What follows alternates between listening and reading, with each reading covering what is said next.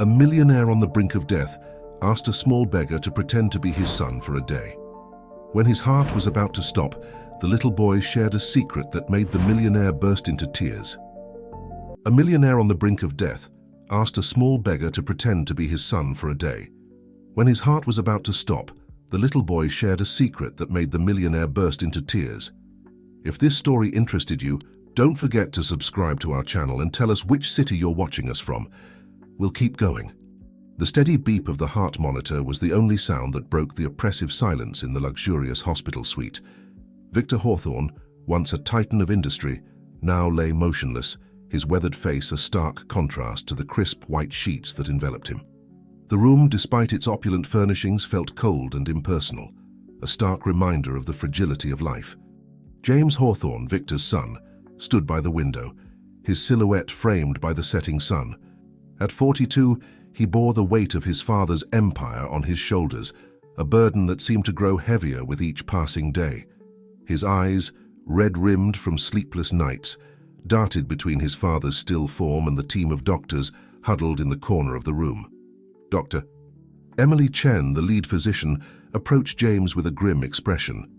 "Mr. Hawthorne," she began, her voice barely above a whisper, "I'm afraid we need to discuss your father's condition." James nodded, bracing himself for the words he had been dreading for weeks. "It's been 2 months and there's been no improvement," Dr. Chen continued. "We've exhausted all our options. I think it's time we consider discontinuing life support."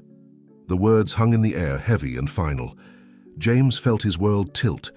He had known this moment was coming, but hearing it spoken aloud made it painfully real. He glanced at his father, searching for any sign of the formidable man who had built an empire from nothing. How long does he have if we... James couldn't bring himself to finish the sentence. Dr. Chen's eyes softened with sympathy. "It's hard to say. It could be hours, maybe days. But I must stress, Mr. Hawthorne, that continuing like this, it's not what most would consider a life worth living." James turned back to the window, his mind racing. How had it come to this? Just 2 months ago, Victor Hawthorne had been unstoppable, closing million-dollar deals and charming investors with his trademark charisma. Now he lay here, a shell of his former self, kept alive by machines and the stubborn hope of his family. As if summoned by his thoughts, the door opened and Sophia, James's wife, entered the room. Her face, usually a picture of poise and elegance, was etched with worry. She crossed the room quickly, wrapping her arms around James in a silent gesture of support. "What did the doctors say?" she whispered, though the look on James's face told her everything she needed to know. James swallowed hard, trying to find the words. They think it's time to let him go, Sophia. They want us to consider turning off the machines." Sophia's grip on her husband tightened. "Oh, James," she breathed, her voice catching. "What are we going to do?" Before James could respond, a commotion erupted in the hallway. Raised voices and the sound of running feet broke the somber atmosphere. Dr. Chen rushed to the door, throwing it open to reveal a scene of chaos. Nurses and orderlies were scrambling, their faces a mix of shock and disbelief. "It's impossible," one of them was saying, her voice trembling. "I've never seen anything like it." Dr. Chen grabbed the arm of a passing nurse. "What's going on?" she demanded. The nurse's eyes were wide with amazement. "It's Mr. Rodriguez in 305. He just woke up from a 6-month coma. He's asking for his family." A collective gasp rippled through the room. James felt a spark of hope ignite in his chest. If Mr. Rodriguez could wake up after 6 months, then maybe... He turned to his father's bed, half expecting to see Victor sitting up, demanding his morning paper and a strong cup of coffee. But Victor remained still, the rhythmic rise and fall of his chest the only sign of life. Dr. Chen was already on her phone, barking orders and requesting immediate tests for Mr. Rodriguez. The energy in the room had shifted, charged with a mixture of excitement and cautious optimism. Sophia squeezed James's hand. "Don't give up hope," she whispered. "Miracles can happen." James nodded, his eyes never leaving his father's face. He thought of all the times Victor had defied the odds, in business and in life. The man was a fighter, always had been. Maybe, just maybe, he had one more fight left in him. As the commotion in the hallway continued, James made a silent vow. He wouldn't give up on his father. Not yet. Victor Hawthorne had built an empire from nothing, faced countless challenges and emerged victorious. This was just another battle, and James would be damned if he'd let his father fight it alone. Little did James know that as he stood there, holding on to hope with every fiber of his being, the universe was setting in motion a chain of events that would change their lives forever. The awakening of Mr. Rodriguez was just the beginning, a prelude to a story of redemption, forgiveness, and the unbreakable bonds of family that would unfold in ways none of them could have imagined. As the day's last light faded from the sky, casting long shadows across the room, a faint twitch of Victor's finger went unnoticed. The first sign of a journey back from the brink, a flicker of life that would soon burst into a flame, igniting a series of events that would test the limits of love, loyalty, and the very fabric of the Hawthorne family. The following days were a blur of activity in the Hawthorne wing of St. Mary's Hospital. The miraculous awakening of Mr. Rodriguez had injected a new energy into the staff and patients alike. Hope, that most fragile and powerful of emotions, permeated the air like a tangible force. For James Hawthorne, each passing hour was a roller coaster of emotions. He found himself torn between cautious optimism and the harsh reality of his father's unchanged condition. The doctors had redoubled their efforts, running new tests and exploring experimental treatments, but Victor remained stubbornly unresponsive. It was on the third day after Mr. Rodriguez's awakening that everything changed. James had just stepped out of his father's room to grab a much-needed coffee when he heard a commotion behind him. He turned to see nurses rushing into Victor's room, their faces a mix of shock and excitement. Heart-pounding, James sprinted back, pushing past the gathering crowd of medical staff. What he saw when he entered the room would be forever etched in his memory. Victor Hawthorne, the man who had been lying motionless for 2 months, was sitting up in bed, his eyes wide open and alert. He was tugging at the tubes and wires attached to his body, his face a mask of confusion and determination. "Dad?" James gasped, hardly daring to believe his eyes. Victor's head snapped towards his son, recognition flooding his features. "James," he croaked, his voice hoarse from disuse. "What in God's name is going on? Where am I?" "Doctor." Chen was already at Victor's side, checking his vitals with practiced efficiency. "Mr. Hawthorne, please try to remain calm. You're in the hospital. You've been in a coma for the past 2 months. 2 months, Victor repeated, incredulity coloring his voice. He shook his head vigorously, as if trying to clear away cobwebs. Nonsense. I have meetings to attend, deals to close. I can't have been out for 2 months. James approached the bed cautiously, still half convinced he was dreaming. It's true, Dad. You had a stroke during a board meeting. We almost lost you. Victor's eyes softened as he took in his son's haggard appearance. He reached out a trembling hand which James grasped tightly. I'm sorry, son. I didn't mean to worry you. The room was a flurry of activity as nurses checked equipment and doctors conferred in hushed tones. Dr. Chen was beaming as she turned to James. This is remarkable, Mr. Hawthorne. Your father's vital signs are stabilizing, and he seems to be fully cognizant. We'll need to run a battery of tests, of course, but this is... well, it's nothing short of miraculous. As the initial shock wore off, James felt a wave of relief wash over him. He pulled out his phone with shaking hands. I need to call Sophia. Let her know. No time for that now, Victor interrupted, his voice growing stronger by the minute. James, I need you to listen carefully. There's something I have to do, something important. James frowned, concern creeping back into his voice. Dad, you just woke up from a 2-month coma. Whatever it is, it can wait. You need to rest. Let the doctors examine you.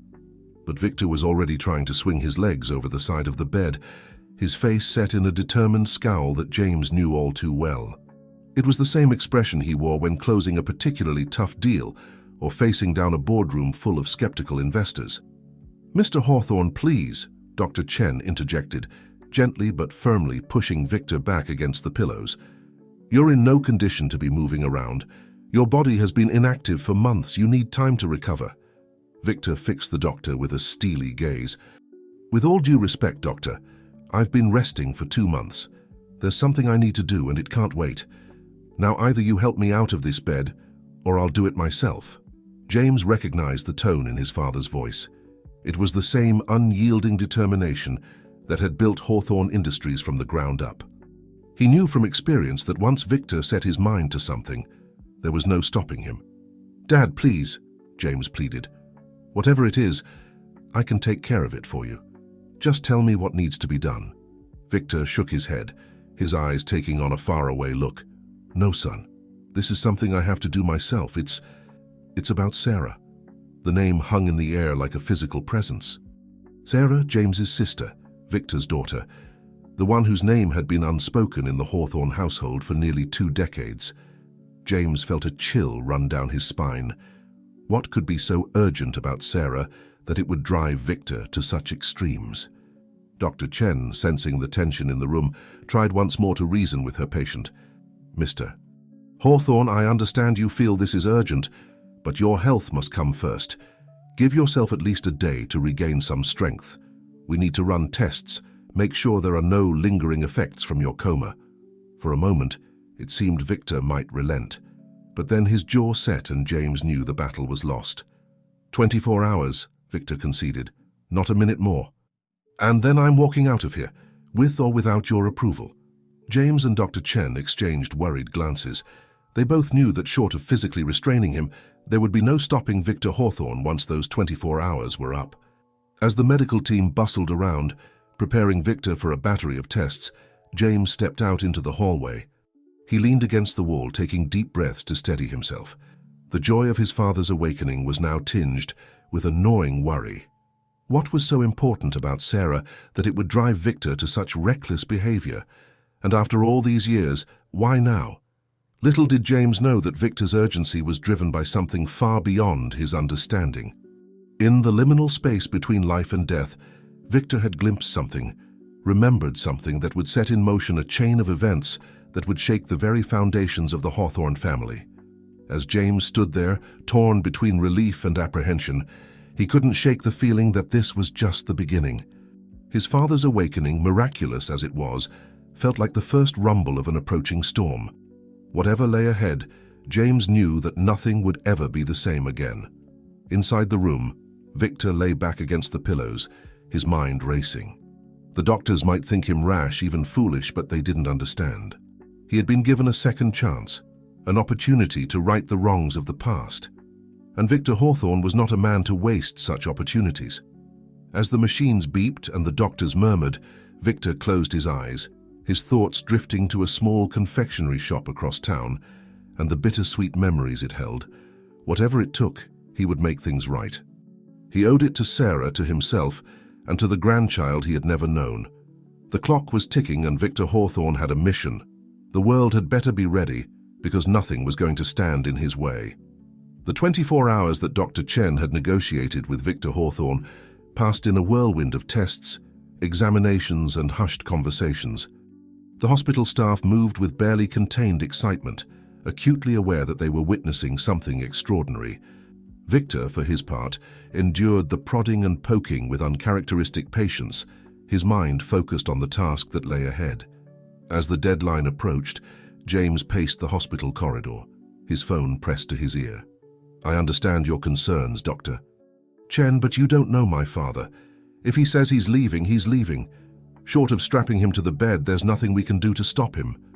Dr. Chen's voice crackled through the speaker, her frustration evident. "Mr. Hawthorne, I cannot in good conscience discharge your father. His recovery, while remarkable, is still in its early stages. The risks of complications are significant." James ran a hand through his disheveled hair, feeling the weight of responsibility pressing down on him. "I know, Doctor. Believe me, I've tried to reason with him. But when Victor Hawthorne sets his mind to something, then we'll have to make the best of a bad situation," Dr. Chen sighed. "I'm sending a nurse to his room with discharge papers and post-care instructions. Please, Mr. Hawthorne, do everything in your power to ensure he follows them." As James ended the call, he turned to find his father standing in the doorway of his hospital room, fully dressed in a crisp suit that Sophia had brought from home. Despite the pallor of his skin and the slight tremor in his hands, Victor exuded an aura of determination that seemed to fill the entire corridor. "Ready to go, son?" Victor asked, his voice stronger than it had been the day before. James felt a mixture of admiration and exasperation. "Dad, are you sure about this? The doctors think it's too soon. Whatever this is about, surely it can wait a few more days." Victor's eyes softened as he placed a hand on his son's shoulder. "James, I know you're worried, but trust me when I say this can't wait. There are things I need to make right, mistakes I need to correct before it's too late."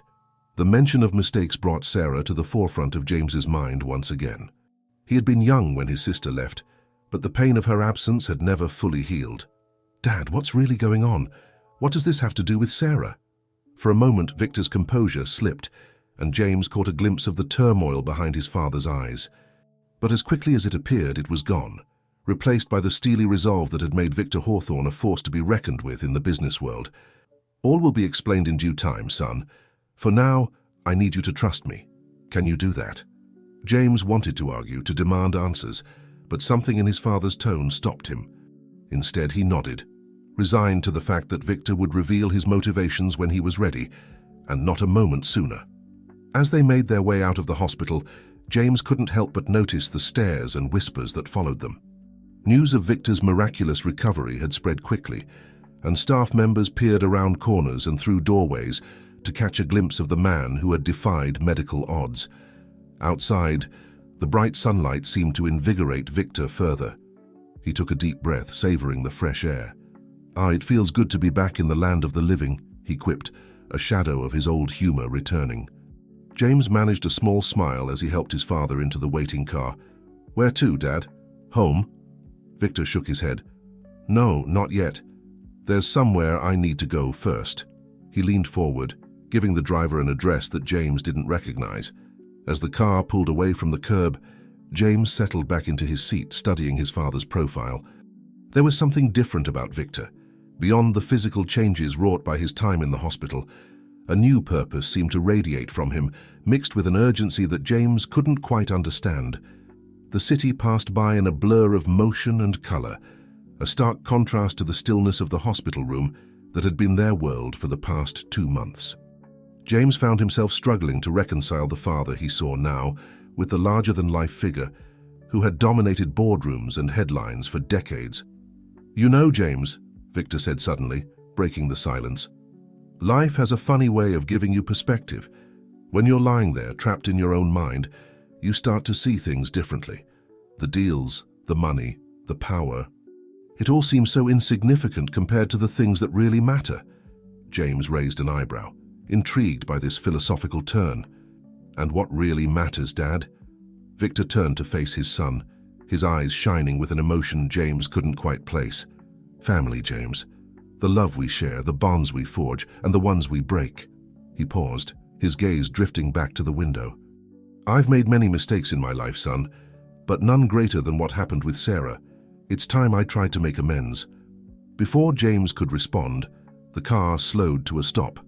Victor was out the door almost before the vehicle had come to a complete halt, his newfound energy propelling him forward. James scrambled to follow, his mind reeling from his father's words. As he stepped onto the sidewalk, he found himself in front of a small, unassuming storefront. The faded sign above the door read, "Sweet Memories Confectionery." Victor stood before the shop, his hand resting on the door handle, a storm of emotions playing across his face. James approached cautiously, sensing the significance of the moment. "Dad?" he ventured. "What is this place?" Victor took a deep breath, squaring his shoulders as if preparing for battle. "This, James, is where it all began, and where, God willing, we'll find a way to make it right." With that cryptic statement, Victor pushed open the door, the cheerful tinkle of the bell a stark counterpoint to the tension that hung in the air. As James followed his father into the shop, he couldn't shake the feeling that they were stepping not just into a confectionery, but into the past itself, with all its painful memories and long-buried secrets. The sweet aroma of chocolate and caramel enveloped them, and for a moment, James was transported back to his childhood, to happier times when his family was whole. But as he watched his father's face, etched with lines of regret and determination, he knew that the journey they were embarking on would be anything but sweet. Little did they know that fate, in its infinite wisdom, had set the stage for an encounter that would change their lives forever. As Victor Hawthorne stood in the middle of the quaint confectionery, the wheels of destiny were already in motion, bringing together past and present in ways they could never have imagined. The interior of Sweet Memories confectionery was like stepping into a bygone era. Glass jars filled with colorful candies lined the walls, their contents sparkling in the soft light. The air was thick with the scent of chocolate and sugar, a saccharine embrace that seemed to wrap around them as they entered. Victor stood motionless just inside the doorway, his eyes closed as if savoring a long-forgotten memory. James watched his father, a mix of curiosity and concern etched on his face. He had never seen Victor like this, vulnerable, almost fragile in his stillness. "Welcome to Sweet Memories," a cheerful voice called out, breaking the spell. An elderly woman emerged from behind the counter, her silver hair neatly pinned back and a warm smile lighting up her face. As her eyes fell on Victor, however, the smile faltered, replaced by a look of shock and recognition. "Victor? Victor Hawthorne? Is that really you?" she gasped, one hand flying to her chest. Victor opened his eyes, a sad smile playing at the corners of his mouth. "Hello, Martha. It's been a long time." Martha moved around the counter, her eyes never leaving Victor's face. "My word, I never thought I'd see you here again. Not after everything that happened." James looked between his father and Martha, feeling like he was watching a play where he didn't know the script. "Dad?" he prompted gently. Victor seemed to remember himself, turning to his son with a start. "James, this is Martha Callahan. She and her late husband Tom owned this shop when your sister used to work here." The pieces started to fall into place in James's mind. He had been young when Sarah left, but he remembered snippets, heated arguments, tears and doors slamming, and through it all, the constant refrain of a name: Sweet Memories.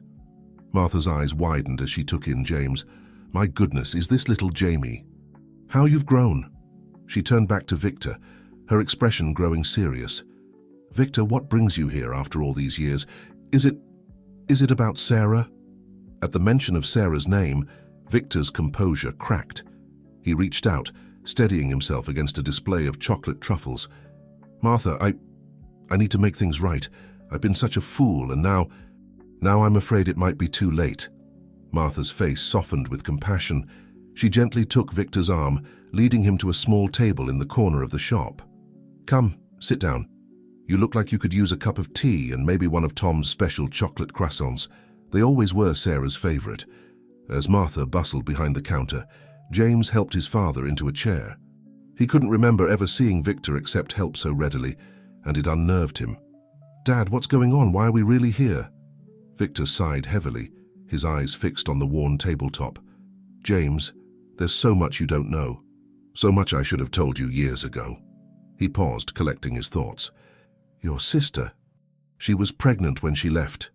The words hit James like a physical blow. "Pregnant? But how? Why didn't I know about this?" "Because I was a stubborn, prideful old fool," Victor said, his voice thick with regret.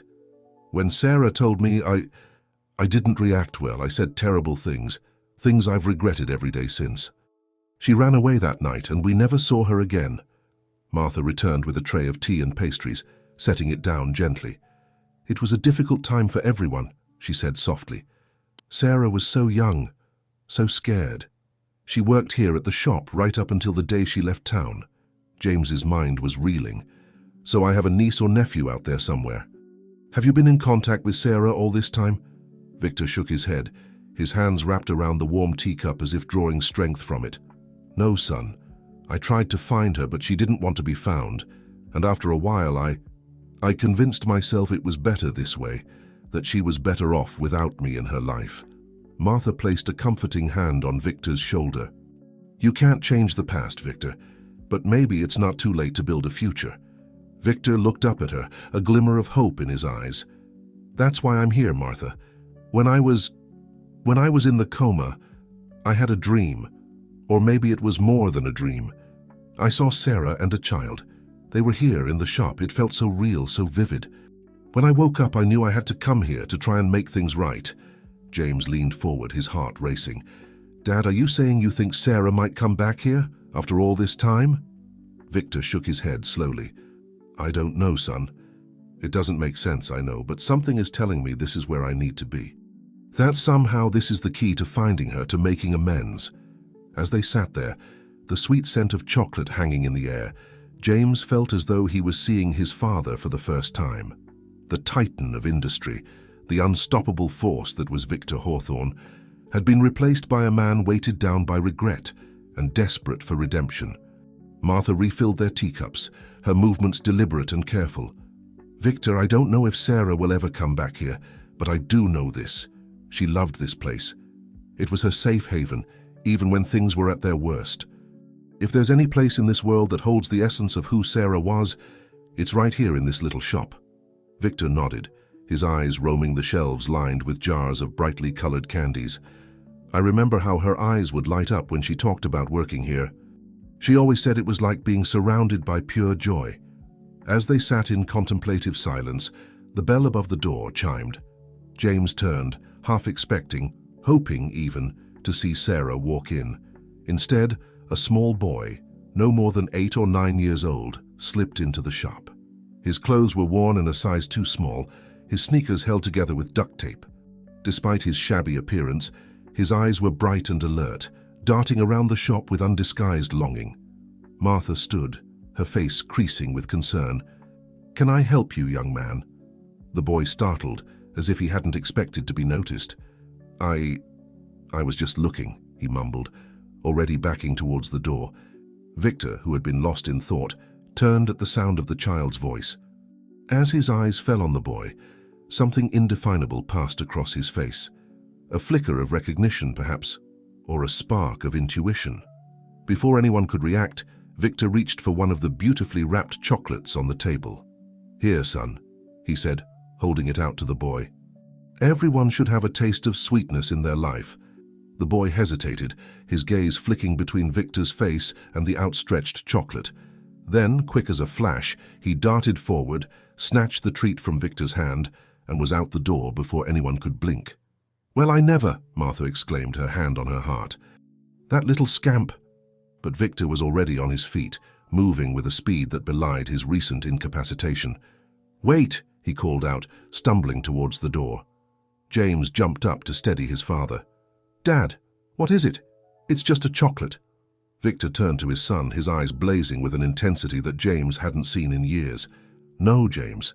It's more than that, that boy. I can't explain it, but I feel like he's the reason we're here. We have to find him."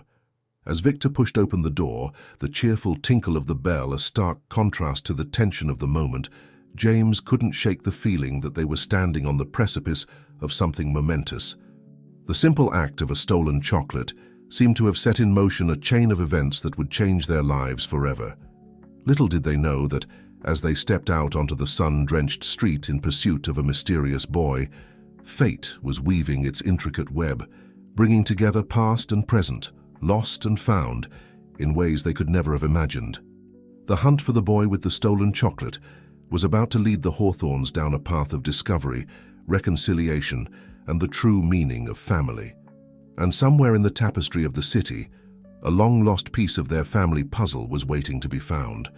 The bustling streets of the city were a stark contrast to the quiet nostalgia of Sweet Memories confectionery. Victor Hawthorne, still weak from his long hospitalization, stumbled onto the sidewalk, his eyes frantically scanning the crowd for any sign of the young boy who had vanished with the chocolate. James was right behind him, torn between concern for his father's health and bewilderment at the sudden turn of events. "Dad, wait," he called out, grasping Victor's arm to steady him. "You're in no condition to be running around. Let's think about this rationally."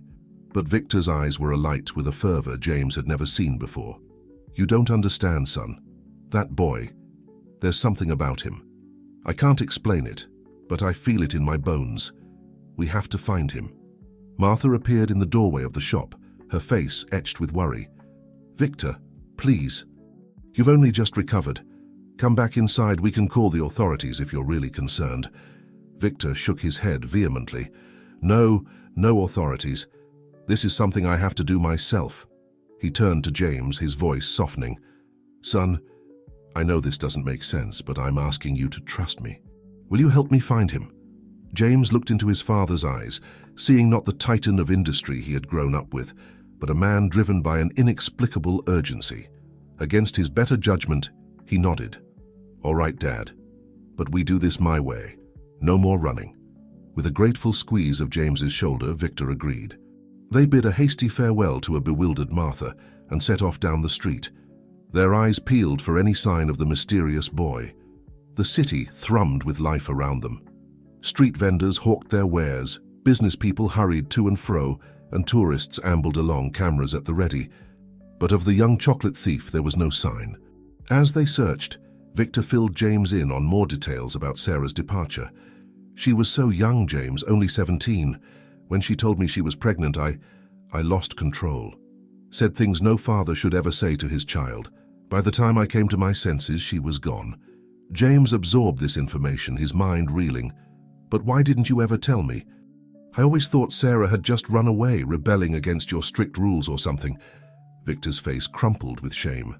"I was too proud, too stubborn to admit my mistake.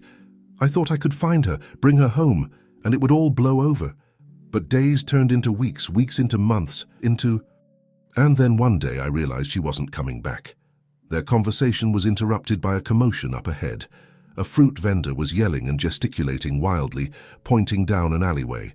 "Stop, thief! Someone catch that kid!" James and Victor exchanged a look before hurrying towards the scene. As they approached, they caught a glimpse of a small figure darting into the alley, clutching something to his chest. "That's him!" Victor exclaimed, a surge of energy propelling him forward. James cursed under his breath, torn between following his father and trying to calm the irate vendor. Opting to stay with Victor, James plunged into the alley after him.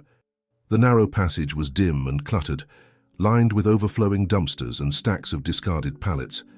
Ahead, they could hear the rapid patter of small feet and the occasional clatter of a displaced can or bottle. Victor pressed on, his breath coming in ragged gasps. James, alarmed by his father's pallor, tried to slow him down. "Dad, please, you're pushing yourself too hard." "We can find another way." But Victor was beyond reason. His eyes were fixed ahead, his jaw set with determination. As they emerged from the other end of the alley, they found themselves in a small, run-down park.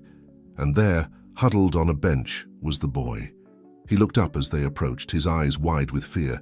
In one hand he clutched the now slightly melted chocolate. In the other, a bruised apple, clearly the object of the fruit vendor's ire. Victor slowed his pace, holding up his hands in a gesture of peace. "It's all right, son. We're not here to hurt you. We just want to talk." The boy eyed them warily, his body tense to flee at any moment. James, catching his breath, took in the child's appearance. His clothes were threadbare and dirty, his face smudged with grime. But beneath it all, there was something hauntingly familiar about his features. "What's your name?" Victor asked gently, easing himself onto the opposite end of the bench. The boy remained silent, his eyes darting between Victor and James. "My name is Victor," the older man continued, his voice soft and reassuring. "And this is my son, James. We saw you in the candy shop earlier. I gave you that chocolate, remember?" At the mention of the chocolate, the boy's grip on the treat tightened. He nodded almost imperceptibly. "You're not in trouble," James added, crouching down to be at eye level with the child. "We just want to make sure you're okay. Are you hungry?" "Is that why you took the apple?" The boy's stomach chose that moment to let out an audible growl. A flush of embarrassment colored his cheeks, and he ducked his head. Victor's face softened with compassion. "When was the last time you had a proper meal, son?" For a long moment the boy remained silent. Then, in a voice barely above a whisper, he spoke. "Yesterday morning. At the shelter." James and Victor exchanged a pained look. The pieces were starting to fall into place. This wasn't just a child stealing sweets for fun. This was a homeless boy, struggling to survive on the unforgiving streets of the city. "What's your name?" Victor asked again, his voice thick with emotion. The boy hesitated, then mumbled, "Alex. My name is Alex." As the name left the boy's lips, Victor felt a jolt of recognition. He couldn't explain it, couldn't rationalize it, but something deep within him resonated with that name. He leaned forward, his eyes searching the child's face. "Alex," he repeated softly. "It's nice to meet you, Alex. Listen, I know you don't know us, but we'd like to help you. Would you let us buy you a proper meal?" Alex's eyes widened with a mixture of hope and suspicion. He looked from Victor to James and back again, as if trying to gauge their sincerity. James, sensing the boy's hesitation, added, "No strings attached, Alex, just a meal. And maybe you can tell us a bit about yourself. How does that sound?" For what felt like an eternity, Alex sat motionless, weighing his options. Then slowly he nodded. As they stood to leave the park, Victor felt a wave of dizziness wash over him. The exertion of the chase, combined with his weakened condition, suddenly caught up with him. He swayed on his feet, reaching out to steady himself against the bench. "Dad!" James exclaimed, rushing to support his father. Alex watched with wide eyes as James helped Victor sit back down. The boy's gaze darted between the two men, a flicker of concern crossing his face. "I'm all right," Victor insisted, though his pale complexion belied his words. "Just need a moment to catch my breath." As James fussed over his father, neither of them noticed Alex slipping the slightly melted chocolate into Victor's coat pocket. It was a small gesture, but one that spoke volumes about the boy's character. Little did they know that this simple act of kindness would set in motion a chain of events that would unravel long-held secrets and reshape the very fabric of their lives. As they sat in that run-down park, an unlikely trio brought together by chance and chocolate, the threads of fate were weaving a tapestry of redemption, reconciliation, and the true meaning of family. The journey that lay ahead would test them all, pushing the boundaries of trust, forgiveness, and love. But for now, in the fading light of the afternoon, they were simply three souls finding a moment of connection in a world that had shown them little kindness. As Victor regained his strength and they prepared to leave the park, none of them could have imagined the profound impact this chance encounter would have on their lives. The story of the Hawthorns and the boy named Alex was only just beginning, and the city around them held its breath in anticipation of the revelations to come. The neon sign of Rosie's Diner flickered to life as dusk settled over the city. Inside, the retro-style booths were filled with the usual evening crowd, tired office workers, couples on casual dates, and a smattering of regulars nursing cups of coffee. But tonight, tucked away in a corner booth, sat an unlikely trio. Victor Hawthorne, multi-millionaire business tycoon, James, his impeccably dressed son, and Alex, a street-worn child with wary eyes and a growling stomach. As they settled into the red vinyl seats, Alex's eyes darted around the diner, taking in the chrome fixtures and the tempting aromas wafting from the kitchen. His fingers drummed nervously on the laminated menu, a stark contrast to the composed demeanors of Victor and James. A waitress approached, her eyebrows raising slightly at the incongruous group. "Welcome to Rosie's. What can I get for you folks?" James smiled warmly. "We'll need a few minutes, thanks. But could we start with 3 chocolate milkshakes?" As the waitress nodded and moved away, Victor leaned forward, his eyes fixed on Alex. "Order whatever you like, son. Don't hold back." Alex's gaze flicked between Victor and James, as if waiting for the catch. When none came, he buried his nose in the menu, his eyes widening at the array of choices. James watched the boy with a mixture of curiosity and concern. There was something about Alex that tugged at him, a familiarity he couldn't quite place. He glanced at his father, noting the intensity with which Victor observed the child. What was going on in that brilliant, often inscrutable mind of his? The waitress returned with their milkshakes, and Alex wasted no time in taking a long, appreciative sip. A small smile played at the corners of his mouth, the first genuine expression of joy they had seen from him. "Ready to order?" the waitress asked, pen poised over her notepad. Alex hesitated, then mumbled, "Can I have the double cheeseburger with extra fries? And onion rings?" "Of course, sweetheart," the waitress replied, her expression softening as she took in Alex's ragged appearance. "Anything else?" Victor nodded encouragingly. "How about we add a side salad to that? Growing boys need their vegetables." Alex's nose wrinkled slightly at the mention of vegetables, but he nodded, not wanting to seem ungrateful. As James and Victor placed their own, more modest orders, Alex's eyes roamed the diner. He seemed to be memorizing every detail, from the jukebox in the corner to the pie display by the counter. Once the waitress had left, Victor turned his attention back to Alex. "So, Alex," he began gently, "can you tell us a bit about yourself? How long have you been on your own? Alex's guard immediately went up, his body tensing. Why do you want to know? He asked, suspicion coloring his voice. James intervened, his tone soothing. We're just trying to understand, Alex. We want to help if we can. The boy's eyes narrowed. I don't need help. I can take care of myself. Victor nodded, a sad smile playing at his lips. I'm sure you can. You seem like a very capable young man. But everyone needs a little help sometimes, even me. This caught Alex's attention. You? But you're... He gestured vaguely at Victor's expensive suit. Rich? Victor finished for him. Yes, I am. But money can't solve every problem. It can't bring back lost time or undo mistakes. His voice grew softer, tinged with regret. It can't bring back family. Something in Victor's tone seemed to resonate with Alex. He studied the older man's face, as if searching for something. Then, slowly, he began to speak. I've been on my own for about a year, he said quietly. After my mum, after she was gone, they tried to put me in foster care. But I ran away. I didn't want to be with strangers. James felt his heart constrict. A year on the streets, alone. It was unimaginable. What about your father? He asked gently. Alex's face hardened. Never knew him. Mum said he was a big shot who didn't want anything to do with us. Said it was better that way. Victor's sharp intake of breath was audible. His hands, wrapped around his milkshake glass, trembled slightly. James shot his father a concerned look, but Victor's eyes were fixed on Alex, a storm of emotions playing across his face. Before they could probe further, the waitress arrived with their food. Alex's eyes widened at the sight of his loaded plate, and he dug in with gusto, seemingly grateful for the interruption. As they ate, James tried to keep the conversation light, asking Alex about his favorite subjects in school and what he liked to do for fun. The boy's responses were guarded at first, but as the meal progressed, he began to open up bit by bit. Victor, however, remained uncharacteristically quiet. He picked at his food, his mind clearly elsewhere. James couldn't shake the feeling that his father knew more than he was letting on. As Alex polished off the last of his fries, Victor finally spoke up. Alex, he said, his voice gentle but firm, I'd like to make you an offer.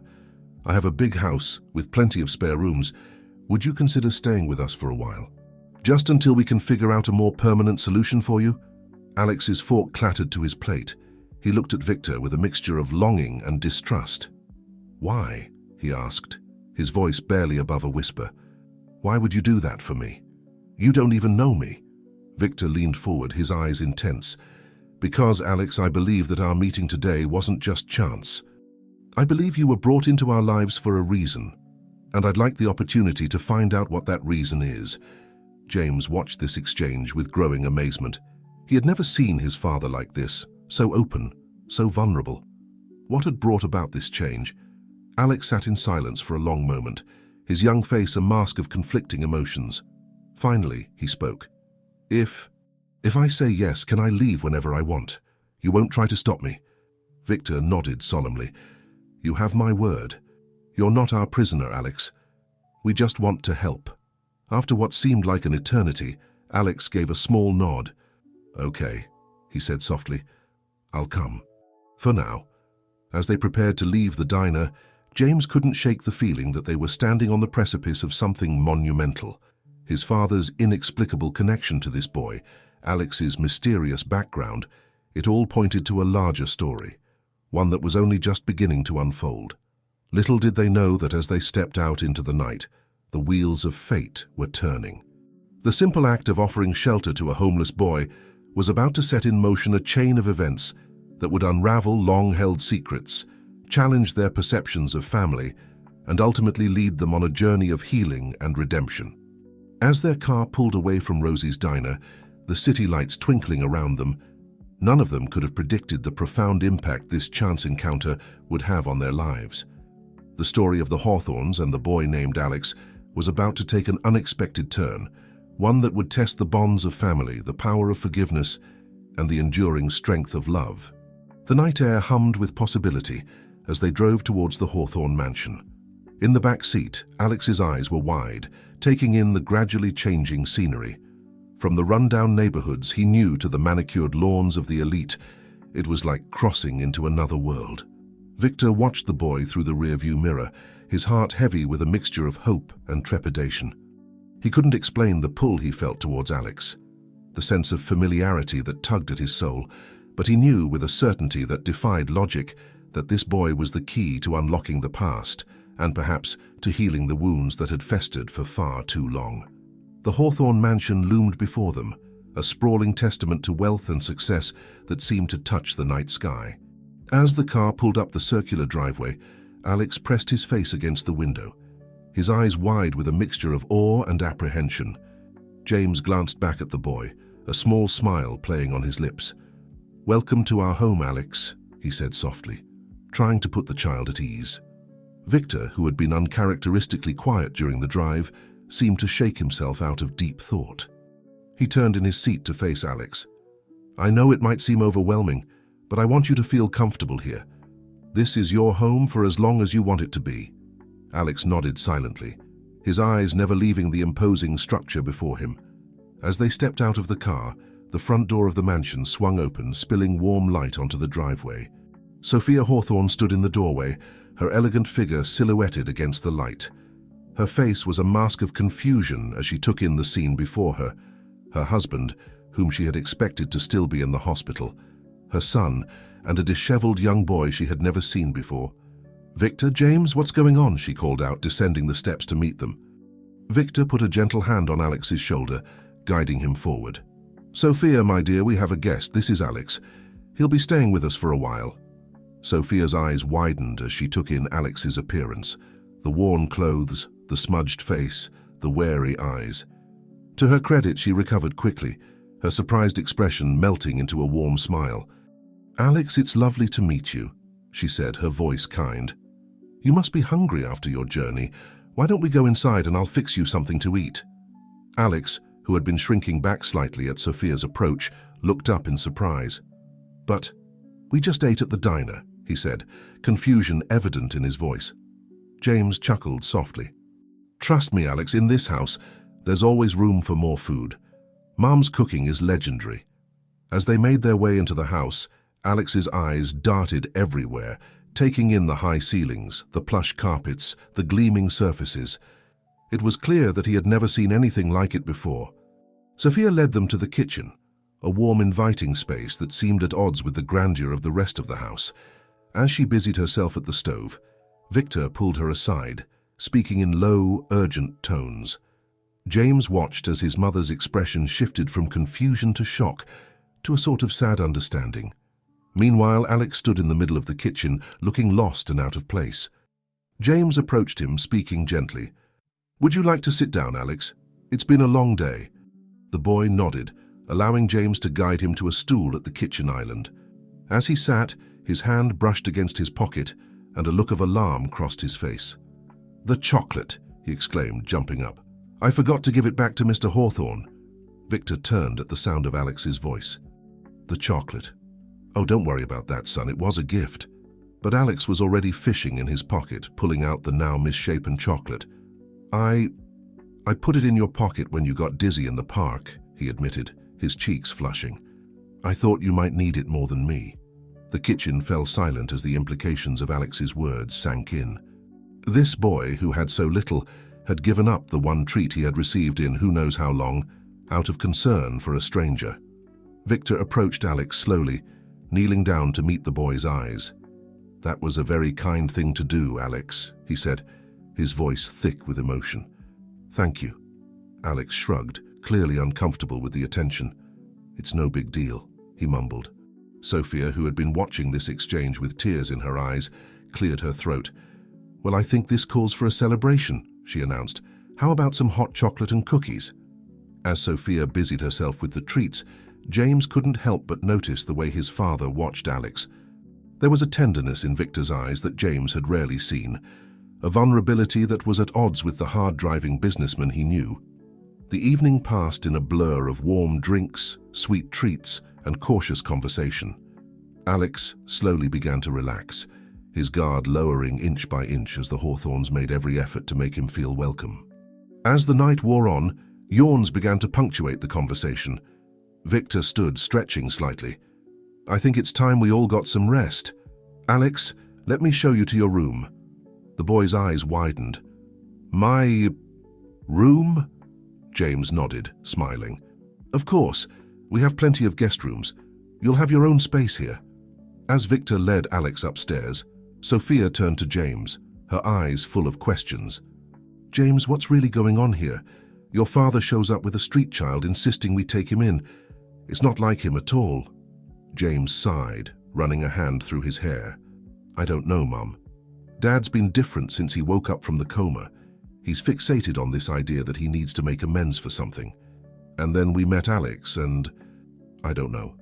It's like Dad sees something in him that the rest of us can't." Sophia's brow furrowed in concern. "Do you think, could this have something to do with Sarah?" The name hung in the air between them, heavy with years of unspoken grief and regret. James nodded slowly. "I think it might. Dad mentioned her today for the first time in years. He told me she was pregnant when she left." Sophia gasped, her hand flying to her mouth. "Pregnant? Oh, James, I had no idea. Your father never said—" Their conversation was interrupted by the sound of footsteps on the stairs. Victor appeared, looking tired but oddly at peace. "Alex is settled in," he announced. Poor boy looked like he could hardly believe his eyes when he saw the bed. "I don't think he's had a proper night's sleep in a long time." Sophia approached her husband, laying a gentle hand on his arm. "Victor, darling, are you sure about this? Taking in a strange child? There are proper channels for this sort of thing." Victor's expression hardened slightly. "No channels, no authorities. Alex stays with us, at least for now. There's something about him, Sophia. I can't explain it, but I feel it in my bones. He's meant to be here." As Victor headed upstairs to bed, leaving Sophia and James exchanging worried glances, none of them could have predicted the chain of events that had been set in motion. In a room upstairs, a young boy lay awake, staring at a ceiling he never thought he'd see, in a home he never dreamed he'd have. And somewhere in the city, the wheels of fate continued to turn, bringing together past and present, lost and found, in ways that would soon shake the very foundations of the Hawthorne family. Little did they know that the simple act of opening their home to a stranger was about to unravel a web of secrets, challenge their understanding of family, and set them on a path to healing wounds that had festered for far too long. As the Hawthorne mansion settled into the quiet of night, the stage was set for revelations that would change their lives forever. The early morning sun streamed through the ornate windows of the Hawthorne mansion, casting long shadows across the polished floors. In the guest room, Alex stirred, momentarily disoriented by the unfamiliar surroundings. The plush bed, softer than anything he had ever slept on, seemed to envelop him. For a brief moment, panic flared in his chest. Where was he? Then the events of the previous day came flooding back. The chocolate, the chase, the diner, and finally this grand house with its kind, if somewhat perplexing, inhabitants. Alex sat up slowly, his eyes roaming the room that was now, at least temporarily, his. A soft knock on the door startled him. "Alex, are you awake?" It was Sophia's voice, gentle and hesitant. "Yes," Alex called back, his voice still rough with sleep. Sophia peeked in, a warm smile on her face. "Good morning, dear. I've brought you some clean clothes. Why don't you get dressed and come down for breakfast when you're ready?" Alex nodded, still somewhat dazed by the kindness being shown to him. As Sophia closed the door, he approached the neatly folded pile of clothes she had left. They were simple, jeans, a t-shirt, a soft sweater, but they were clean and new. Alex ran his fingers over the fabric, marveling at the feel. It had been so long since he'd had new clothes. Downstairs, the Hawthorne family was gathered in the kitchen. Victor sat at the island, nursing a cup of coffee and looking lost in thought. James was busy at the stove, the sizzle and pop of bacon filling the air. Sophia flitted about, setting the table and casting worried glances at her husband. "Dad," James said, breaking the silence, "we need to talk about Alex. What's the plan here?" Victor looked up, his eyes focusing on his son. "The plan," he said slowly, "is to give that boy a home for as long as he needs it. To show him that there are people in this world who care." Sophia exchanged a glance with James before speaking. "Victor, darling, your heart is in the right place. But we can't just keep a child who isn't ours. There are laws, procedures." Victor's expression hardened. Laws and procedures that failed him, Sophia. That left him alone on the streets. No, Alex stays here where we can protect him, care for him. But why, Dad? James pressed, turning from the stove to face his father. Why this boy? What aren't you telling us? Victor opened his mouth to respond, but was interrupted by the sound of footsteps on the stairs. Alex appeared in the doorway, looking small and uncertain in his new clothes. Good morning, Alex, Victor said warmly, his entire demeanor softening. Did you sleep well? Alex nodded, his eyes darting around the kitchen. Yes, sir. Thank you. None of that sir business, Victor chuckled. Victor is just fine. Come, sit down. James has made enough breakfast to feed an army. As Alex settled at the table, the family fell into a somewhat awkward silence. Sophia busied herself serving the food, while James and Victor exchanged meaningful glances over their coffee cups. So, Alex, James began, trying to break the tension, do you like sports? We have a great backyard for playing catch or soccer. Alex's eyes lit up slightly. I used to play soccer at school, he said softly. Before everything changed. Victor leaned forward, his expression intent. Alex, if you don't mind me asking, what happened to your mother? You mentioned she was gone. The kitchen fell silent, all eyes on Alex. The boy stared down at his plate, pushing his eggs around with his fork. She got sick, he finally said, his voice barely above a whisper. Really sick. We didn't have money for doctors or medicine. One day she just didn't wake up. Sophia let out a small gasp, her hand flying to her mouth. James closed his eyes, a pained expression crossing his face. But it was Victor's reaction that was the most striking. He reached out, grasping Alex's hand in his own. I'm so sorry, son, he said, his voice thick with emotion. No child should have to go through that. Alex looked up, meeting Victor's gaze. For a moment, something passed between them, an unspoken understanding that went beyond words. The moment was broken by the shrill ring of the telephone. James moved to answer it, his brow furrowing as he listened to the voice on the other end. Dad, he said, covering the mouthpiece. It's the office. They're saying it's urgent. Victor waved his hand dismissively. Tell them I'm not available. Family comes first. James's eyebrows shot up in surprise. Never, in all his years, had he heard his father prioritize anything over work. He relayed the message and hung up, studying his father with newfound curiosity. As breakfast continued, the conversation gradually became more relaxed. Alex, bit by bit, began to open up. He spoke of his life before the streets, of a small apartment he shared with his mother, of her warm smile and gentle hands, of the bedtime stories she would tell him about a father he had never known. She always said he was a good man, Alex said, his voice taking on a wistful tone. That he didn't know about me, but if he did, he would have loved me. Victor's coffee cup clattered against its saucer, his hands suddenly unsteady. Sophia shot him a concerned look, but he waved it off. Alex, Victor said, his voice carefully controlled, do you know your father's name or anything about him? Alex shook his head. Mum never told me. She said it was complicated. But she did give me this. He reached into his pocket, pulling out a small tarnished locket. She said it belonged to him, that he gave it to her a long time ago. Victor's face drained of color as his eyes fixed on the locket. With trembling hands, he reached out. May I? He asked softly. Alex hesitated for a moment before placing the locket in Victor's palm. The older man turned it over, his fingers tracing the intricate design on its surface. With a soft click, the locket opened, revealing 2 small photographs inside. The kitchen fell silent as Victor stared at the contents of the locket. Then, without warning, he stood abruptly, his chair scraping loudly against the floor. I need some air, he muttered, before striding out of the kitchen and disappearing down the hall.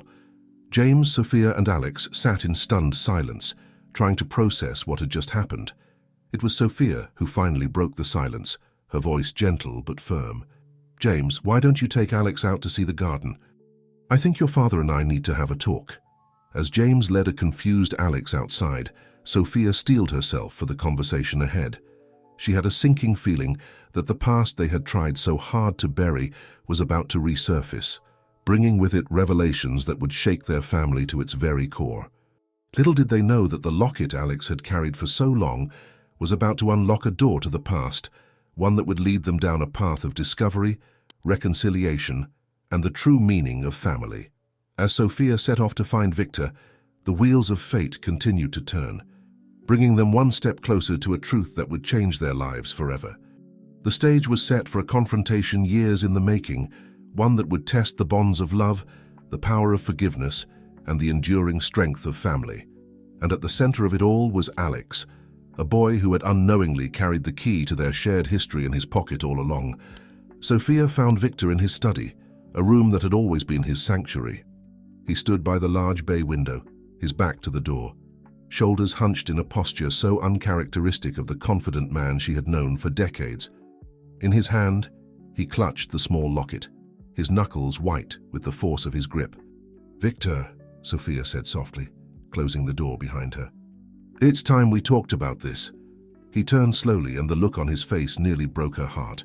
Gone was the powerful businessman, the family patriarch.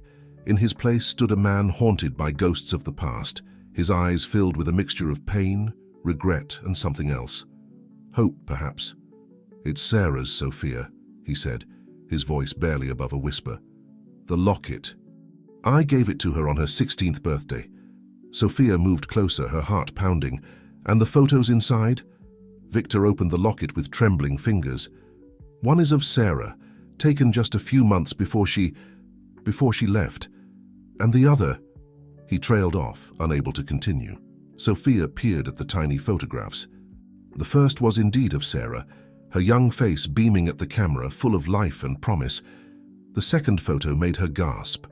It was of a baby, no more than a few months old, with a shock of dark hair and eyes that seemed oddly familiar. "Victor," she breathed, realization dawning. Is Alex?" "My grandson," Victor finished, his voice cracking. "Sarah's son. Our grandson, Sophia." The weight of this revelation hung heavy in the air between them. Sophia sank into a nearby chair, her mind reeling. "But how can you be sure? It's been so long, and Alex, he doesn't know anything about his father." Victor moved to his desk, pulling open a drawer and retrieving a framed photograph. It was of him as a young man, standing proudly in front of the first Hawthorne Industries building. "Look at this, Sophia. Look at me, and then think of Alex. The resemblance. It's undeniable." As Sophia studied the photo, the similarities became clear. The shape of the eyes, the set of the jaw, even the way Alex's brow furrowed when he was confused. It was all there, a mirror image of a young Victor Hawthorne. "Oh, Victor," Sophia said, tears welling in her eyes.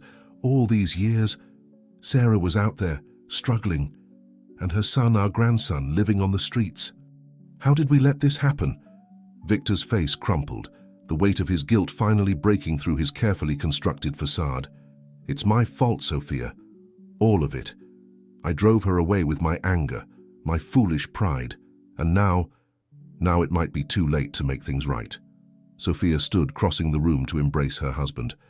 "It's not too late," she said firmly. "Alex is here now. And wherever Sarah is, we'll find her. We'll make this right, Victor."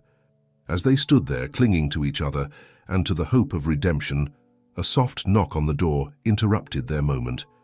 James's voice came through, tinged with concern. "Mom? Dad? Is everything okay?" Victor took a deep breath, straightening his shoulders. "Come in, son," he called out. "There's something we need to tell you." James entered, his eyes darting between his parents, taking in their emotional state. "What's going on? Alex is getting worried. He thinks he's done something wrong." "Sit down, James," Victor said, gesturing to a chair. "What we're about to tell you, it's going to change everything." Over the next hour, Victor and Sophia recounted the whole story. Sarah's pregnancy, the terrible argument that led to her running away, and the years of fruitless searching that followed. James listened in stunned silence, his mind struggling to process the revelation that the boy currently playing in their backyard was, in fact, his nephew. "But how can we be sure?" James asked finally, his voice hoarse with emotion. "I mean, it seems impossible. After all this time." Victor handed him the locket and the old photograph. As James studied them, his eyes widened in recognition. "It's true," he whispered. "Alex is He's family. The three sat in silence for a moment, each lost in their own thoughts. It was Sophia who finally spoke up. "What do we do now? How do we tell Alex?" Victor stood, a new determination in his eyes. "We tell him the truth, all of it. He deserves to know who he is, where he comes from, and then we find Sarah. It's time to bring our family back together." As they prepared to leave the study, to face Alex with their newfound knowledge, none of them could have predicted the challenges that lay ahead. The road to reconciliation would be long and fraught with obstacles, but in that moment, united by the hope of healing old wounds, the Hawthorns felt ready to face whatever came their way. Little did they know that as they stepped out of the study, ready to change Alex's life forever, fate had one more surprise in store. The journey they were about to embark on would test the limits of their love, challenge their understanding of family, and ultimately lead them to a truth even more astounding than they could have imagined. As Victor reached for the door handle, he paused, taking a deep breath. "Whatever happens," he said, looking at his wife and son, "we face it together, as a family." With those words, they stepped out into the hallway, ready to face the future and the young boy who had unknowingly brought their past rushing back to the present. The next chapter of their lives was about to begin, and nothing would ever be the same again. The Hawthorne family found Alex in the backyard, sitting on a swing, his legs dangling as he gazed out at the meticulously manicured garden. The boy looked small and out of place in the grand setting, a stark reminder of the life he had left behind. As they approached, Alex looked up, his eyes wary. He had sensed the tension at breakfast, had seen the shock on Victor's face when he showed him the locket.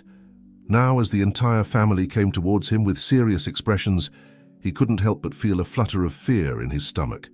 "Alex," Victor said gently, kneeling down to be at eye level with the boy, "there's something very important we need to talk to you about. Something about your family, your real family." Alex's body tensed, ready to flee. Are you sending me away?" he asked, his voice small and frightened. No, nothing like that," Sophia rushed to assure him, her heart breaking at the fear in his eyes. "In fact, it's quite the opposite." James stepped forward, placing a comforting hand on Alex's shoulder. "What we're about to tell you might be a bit of a shock, buddy, but I want you to know that no matter what, you're safe here with us, okay?" Alex nodded slowly, his eyes darting between the three adults. Victor took a deep breath, steeling himself for the conversation ahead. "Alex, do you remember the locket you showed us? The one your mother gave you?" Victor began. When Alex nodded, he continued, "Well, that locket, it belonged to my daughter, Sarah, your mother." The words hung in the air, heavy with implication. Alex's brow furrowed in confusion. But that would mean..." "It means, Alex," Victor said softly, "that I'm your grandfather, and Sophia is your grandmother, and James is your uncle." Alex's eyes widened, his mouth opening and closing as he struggled to process this information. But my mum said she didn't know where my dad was, that he didn't know about me." Victor's face crumpled with guilt. "And that's my fault, Alex, your mother, Sarah. She left home before you were born. There was a terrible argument. Things were said that should never have been said. I drove her away with my anger and my pride. I've regretted it every day since." Tears welled up in Alex's eyes, a mixture of confusion, anger, and a desperate hope he couldn't quite suppress. "If you're my family, why didn't you find us? Why did you let us struggle? Why did you let my mum..." His voice broke, unable to finish the sentence. Sophia moved forward, her own eyes shining with tears. "Oh, Alex, we tried to find her, your mother. For years, we searched. But Sarah, she didn't want to be found. We had no idea she had a child, that you existed. If we had known, we would have moved heaven and earth to find you," Victor finished, his voice thick with emotion, "to bring you both home, where you belong." Alex sat in stunned silence, trying to reconcile this new information with everything he had believed about his life, his family. Part of him wanted to believe it, to throw himself into the arms of these people who claimed to be his family. But another part, the part that had learned to survive on the streets, warned him to be cautious. How can you be sure?" he asked finally, his voice barely above a whisper. Victor reached into his pocket, pulling out the old photograph he had shown Sophia earlier. "Look, Alex. This is me when I was about your age." As Alex studied the photo, his eyes widened in recognition. The resemblance was undeniable. The same dark hair, the same set of the jaw, even the same little furrow between the eyebrows when concentrating. "It's true," Alex breathed, looking up at Victor with new eyes. You're really my grandfather." Victor nodded, tears flowing freely now.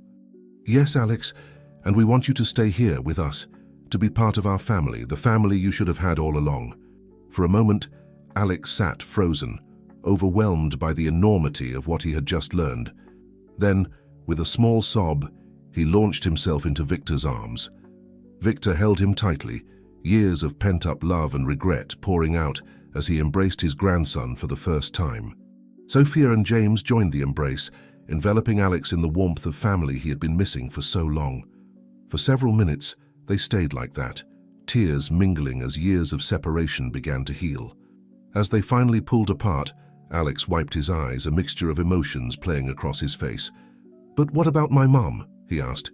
Is she really—" Victor shook his head firmly. "We don't know for sure, Alex. You said she was sick, but, well, your mother was always a fighter. We won't give up hope. We'll do everything in our power to find her, to bring her home too." Alex nodded, a small spark of hope igniting in his chest.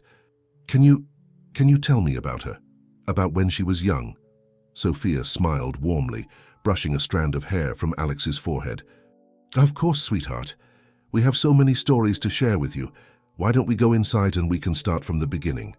As they made their way back to the house, Alex, walking between Victor and Sophia, his small hand clasped tightly in his grandfather's, none of them could have predicted the challenges that lay ahead. The road to becoming a true family would be long and often difficult, filled with adjustments, misunderstandings, and moments of doubt. But in that moment, as they crossed the threshold into the Hawthorne home, Alex's home now too, there was a sense of rightness, of pieces finally falling into place. The family that had been fractured for so long was taking its first steps towards healing, towards becoming whole again. Little did they know that this was just the beginning of their journey.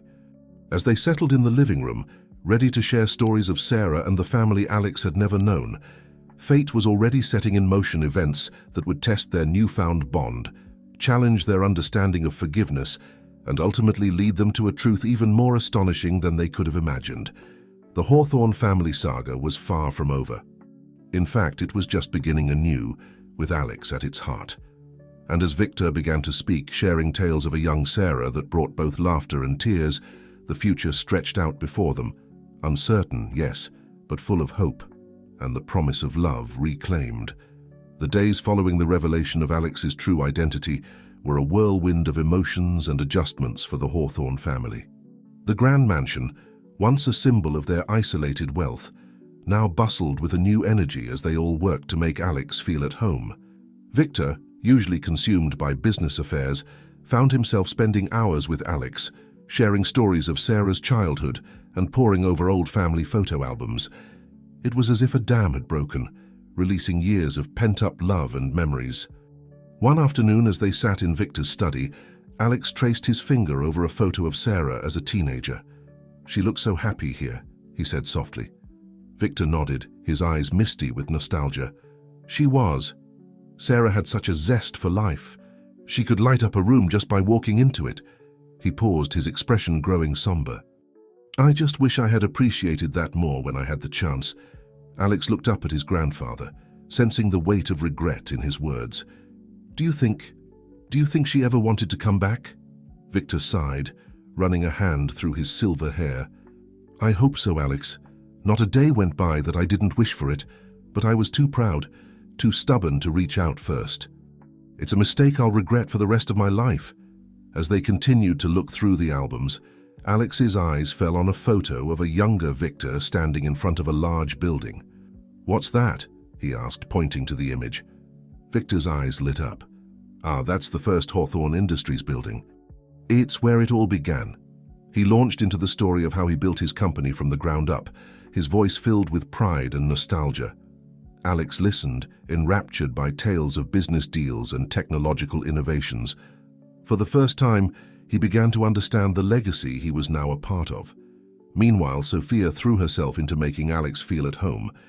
She took him shopping for new clothes, enrolled him in the best private school in the city, and even began redecorating one of the guest rooms to make it truly his own. "What color would you like for your walls, dear?" she asked one day, surrounded by paint swatches and fabric samples. Alex, overwhelmed by the choices, shrugged uncertainly. I don't know. I've never had my own room before." Sophia's heart clenched at the reminder of Alex's difficult past. She knelt beside him, taking his small hands in hers. "Well then, this is your chance to have everything you've ever dreamed of. Sky's the limit, sweetheart." After some gentle encouragement, Alex chose a deep blue for the walls, reminding him of the night sky he used to gaze at when he lived on the streets. Sophia made a mental note to have glow-in-the-dark stars added to the ceiling. James, for his part, found himself in the unexpected role of uncle. He took Alex to soccer practices, helped him with homework, and even taught him how to ride a bike, something Alex had never had the chance to learn before. One Saturday afternoon, as they rode through the park, Alex suddenly stopped, his face serious. "Uncle James," he said, the title still feeling new on his tongue, "do you think my mom would be happy that I'm here with you guys?" James dismounted his bike, crouching down to Alex's level. "I think she'd be overjoyed, buddy. All your mom ever wanted was for you to be safe, loved, and happy. And that's exactly what we want too." As Alex nodded, a small smile playing on his lips, James couldn't help but marvel at the resilience of this young boy who had been through so much. But not everything was smooth sailing. Alex still had nightmares, waking up in cold sweats, calling out for his mother. He struggled to adjust to the structure and expectations of his new school, where his background set him apart from his wealthy classmates. One evening, after a particularly rough day at school, Alex retreated to his room, refusing to come down for dinner. Victor found him curled up on his bed, tears streaming down his face. "Alex," Victor said softly, sitting on the edge of the bed. "What's wrong, son?" Alex sniffled, wiping his nose with the back of his hand. "I don't belong here," he mumbled. "Everyone at school knows I'm different. They whisper about me, about where I came from. Maybe it would be better if I just left." Victor felt his heart break at the pain in Alex's voice. He gently pulled the boy into his arms, holding him close. "Alex, listen to me. You belong here more than anyone. You're a Hawthorne through and through, and more importantly, you're loved, so very loved." As Alex's sobs quieted, Victor made a silent vow. He would do whatever it took to make Alex feel secure, to give him the childhood he deserved, and he would never stop searching for Sarah, never stop hoping for the day when their family could truly be whole again. Little did Victor know that his determination would soon be put to the test.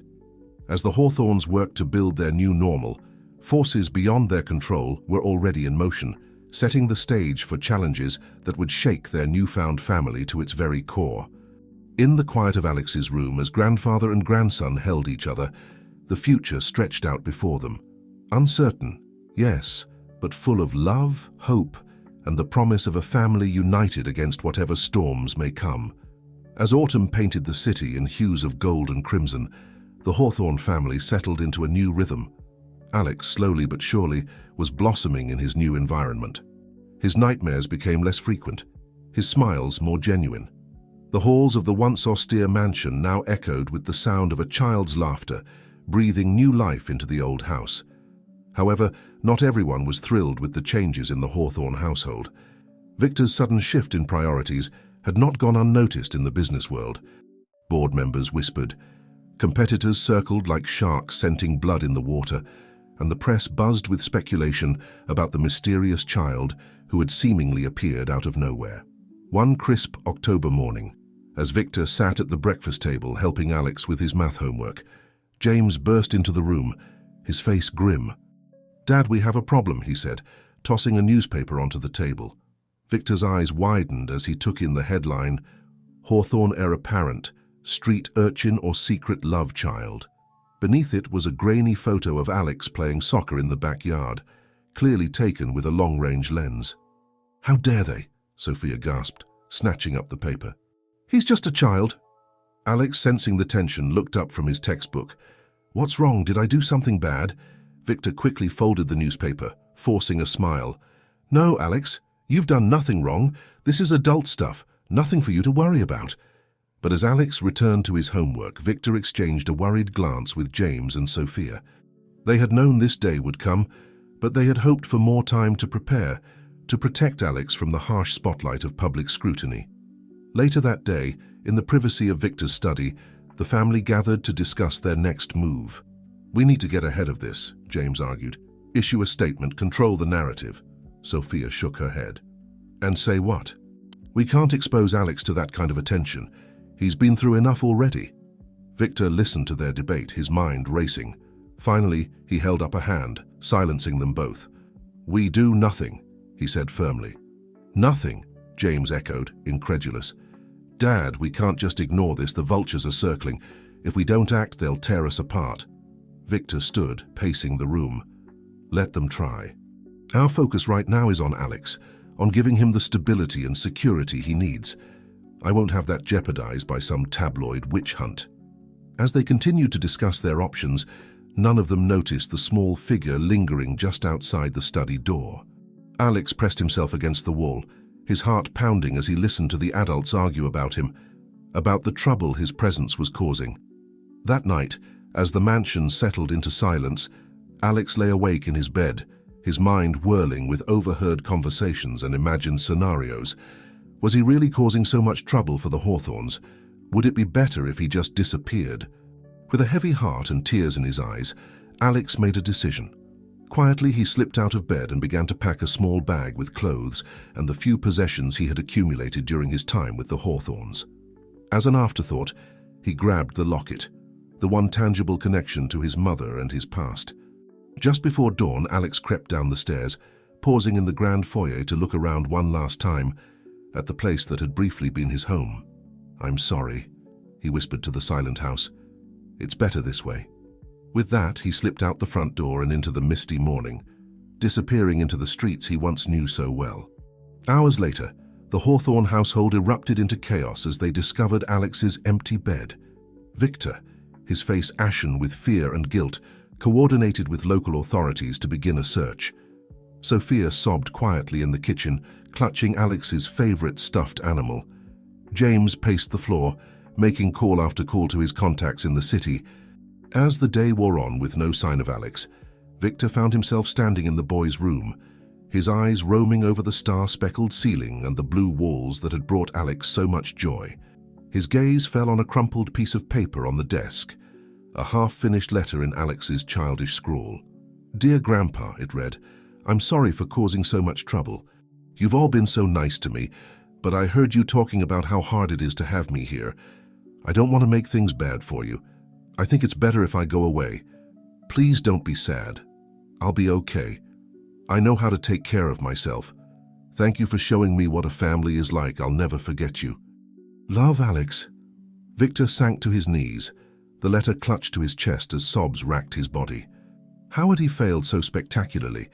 How had he let Alex believe, even for a moment, that he was anything less than the most precious gift their family had ever received? As Victor wept, vowing to move heaven and earth to bring Alex home, he was unaware of the wheels already in motion. For Alex's disappearance had not gone unnoticed by others who had been watching the Hawthorne family with great interest. In a small apartment across town, a woman stared at a news report about the missing Hawthorne heir, her hand flying to her mouth in shock as she recognized the boy's face. It was a face she knew all too well, a face she had dreamed of every night for the past year. "Alex," she whispered, her voice hoarse with emotion. "My baby." Sarah Hawthorne, very much alive and now fully recovered, felt her world tilt on its axis. Her son, whom she had entrusted to the care of a friend before her illness overtook her, was now at the center of a media frenzy, and in the care of the very family she had fled from all those years ago. As Sarah grabbed her coat and keys, determination etched on her face. The stage was set for a reunion that would shake the Hawthorne family to its very foundations. The past and present were about to collide in ways none of them could have imagined, and at the center of it all was Alex, a boy lost in more ways than one, unknowingly setting in motion events that would change all their lives forever. The search for Alex was not just a search for a missing child. It was a race against time, a desperate attempt to bring together a family torn apart by pride, misunderstanding, and the cruel twists of fate. And as the city held its breath, waiting to see how this drama would unfold, the Hawthorns clung to hope. Hope that they would find Alex, hope that they could make things right, and hope that somehow, some way, they could become the family they were always meant to be. The city pulsed with nervous energy as news of Alex's disappearance spread. What had started as a local story quickly ballooned into national headlines, the mysterious Hawthorne heir capturing the public's imagination. Speculation ran rampant, with theories ranging from kidnapping to an elaborate publicity stunt. For the Hawthorns, however, the media circus was the least of their concerns. Their world had narrowed to a single focus: finding Alex. Victor threw himself into the search with a fervor that surprised even those who knew him best. The man who had once moved markets with a single phone call now prowled the streets, showing Alex's photo to anyone who would look. His voice, usually so commanding, grew hoarse from calling Alex's name down every alley and side street. James coordinated with the police, using every connection and resource at his disposal. He set up a command center in the mansion's library, walls covered with maps and possible sightings, phones ringing constantly with tips and leads. Sophia, her eyes red-rimmed from crying, focused on keeping their home ready for Alex's return. She baked his favorite cookies, fluffed his pillows, and sat by his bedroom window for hours, praying for a glimpse of his small figure coming up the driveway. As day turned to night and back again, the strain began to show on all of them. Victor, slumped in his study chair after another fruitless search, looked up as James entered the room. "Anything?" Victor asked, hope and dread warring in his voice. James shook his head, his own exhaustion evident. "Nothing concrete. But we've got teams canvassing every shelter and soup kitchen in the city. If he's out there, Dad, we'll find him." Victor nodded, his eyes falling on the crumpled note Alex had left behind. "He thinks he's protecting us, James. My grandson is out there alone and afraid because he thinks he's a burden to us." His voice broke on the last words, tears threatening to spill over. James moved to his father's side, placing a comforting hand on his shoulder. "We'll make it right, Dad. When we find him, and we will find him, we'll make sure he never doubts his place in this family again." As they sat in somber silence, Sophia burst into the room, her face flushed with excitement. "I think I might have something," she exclaimed, waving a piece of paper. "I was going through Alex's things, hoping to find a clue, and I found this." She handed the paper to Victor. It was a flyer for a local community center, advertising free art classes for children. "Alex mentioned wanting to learn how to draw," Sophia explained. "He was too shy to ask for lessons, but I saw him looking at this flyer. It's in an area he knew from before. He might have gone there." Hope flared in Victor's chest. It wasn't much, but it was more than they'd had in days. "Let's go," he said, already reaching for his coat.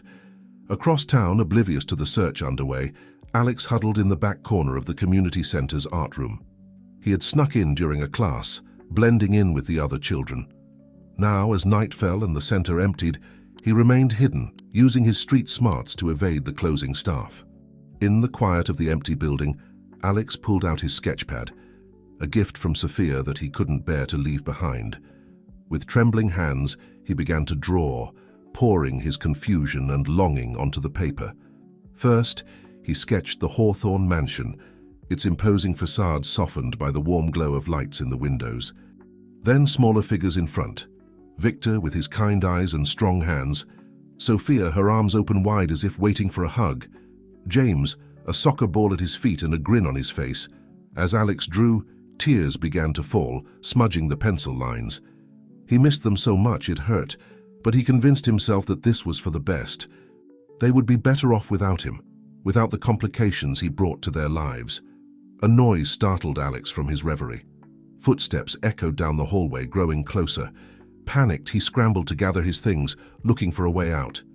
But before he could move, the door opened, spilling light into the darkened room. Alex froze, his heart pounding in his chest. A figure stood silhouetted in the doorway, familiar yet strange. As Alex's eyes adjusted to the light, he gasped, the sketchpad falling from his suddenly numb fingers. For there, looking as shocked as Alex felt, stood a woman he had only seen in his dreams and in faded photographs. A woman he had mourned, had longed for every day since her disappearance. "Mom?" Alex whispered, his voice small and disbelieving. Sarah Hawthorne stepped into the room, her eyes never leaving her son's face.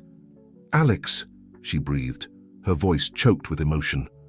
"Oh, my baby. I've found you." For a moment, time seemed to stand still. Then, with a cry that was half sob, half laughter, Alex launched himself into his mother's arms. Sarah caught him, holding him tight, her tears falling freely into his hair. "I thought you were gone," Alex cried, his words muffled against her shoulder. "They told me you were never coming back." Sarah pulled back slightly, cupping Alex's face in her hands. "I'm so sorry, sweetheart. I never meant to leave you. I got so sick and I was scared. I thought I was protecting you by sending you away, but I got better, and I've been searching for you ever since." As mother and son clung to each other, reveling in their miraculous reunion, neither was aware of the approaching footsteps in the hallway. The Hawthorns, following Sophia's hunch, had arrived at the community center. Victor was the first to reach the art room door. He pushed it open, his mouth already forming Alex's name. But the words died on his lips as he took in the scene before him. There, in the middle of the room, stood his long-lost daughter, holding the grandson he had only just found. Sarah looked up at the sound of the door, her eyes widening as they met Victor's. "Dad," she gasped, instinctively tightening her hold on Alex. Victor stood frozen, unable to believe his eyes. Behind him, Sophia and James crowded into the doorway, their own shock evident on their faces. The air in the room grew thick with tension, years of unspoken words and buried emotions swirling between them. Alex, sensing the change, looked between his mother and the Hawthorns, confusion and fear battling on his young face. In that moment, standing on the precipice of either reconciliation or further heartbreak, the Hawthorne family faced its greatest challenge yet. The past and present had collided in a way none of them could have predicted, and the future hung in the balance. As they stood there, each grappling with the enormity of the moment, one thing became crystal clear: nothing would ever be the same again. The journey that had begun with a stolen chocolate had led them here, to a crossroads that would define their family for generations to come. With hearts pounding and emotions running high, they prepared to face the truth, confront the past, and perhaps, just perhaps, forge a new future together. The silence in the art room was deafening, broken only by the soft sound of Alex's sniffles as he clung to his mother. Sarah stood rigid, her arms protectively around her son, eyes darting between Victor, Sophia, and James. The air crackled with tension, years of unspoken words and buried emotions threatening to explode. It was Alex who finally broke the stalemate. "Grandpa," he said hesitantly, his small voice cutting through the tension. You found me." Victor's face softened as he looked at his grandson. "Of course we did, Alex. We'll always find you." His gaze shifted to Sarah, a storm of emotions playing across his features. "Both of you." Sarah tensed, her grip on Alex tightening. How long have you known about Alex?" "Not long," Sophia interjected gently, taking a tentative step into the room. "Sarah, honey, we had no idea. If we had known..." "You would have what?" Sarah snapped, years of hurt and anger bubbling to the surface. "Welcomed us with open arms? After everything that happened?" James moved to stand beside his parents, his face a mixture of joy at seeing his sister and wariness at her hostility. "Sarah, please, we've all made mistakes, but we're here now. We want to make things right." Alex looked up at his mother, confusion evident on his face. "Mom, what's going on?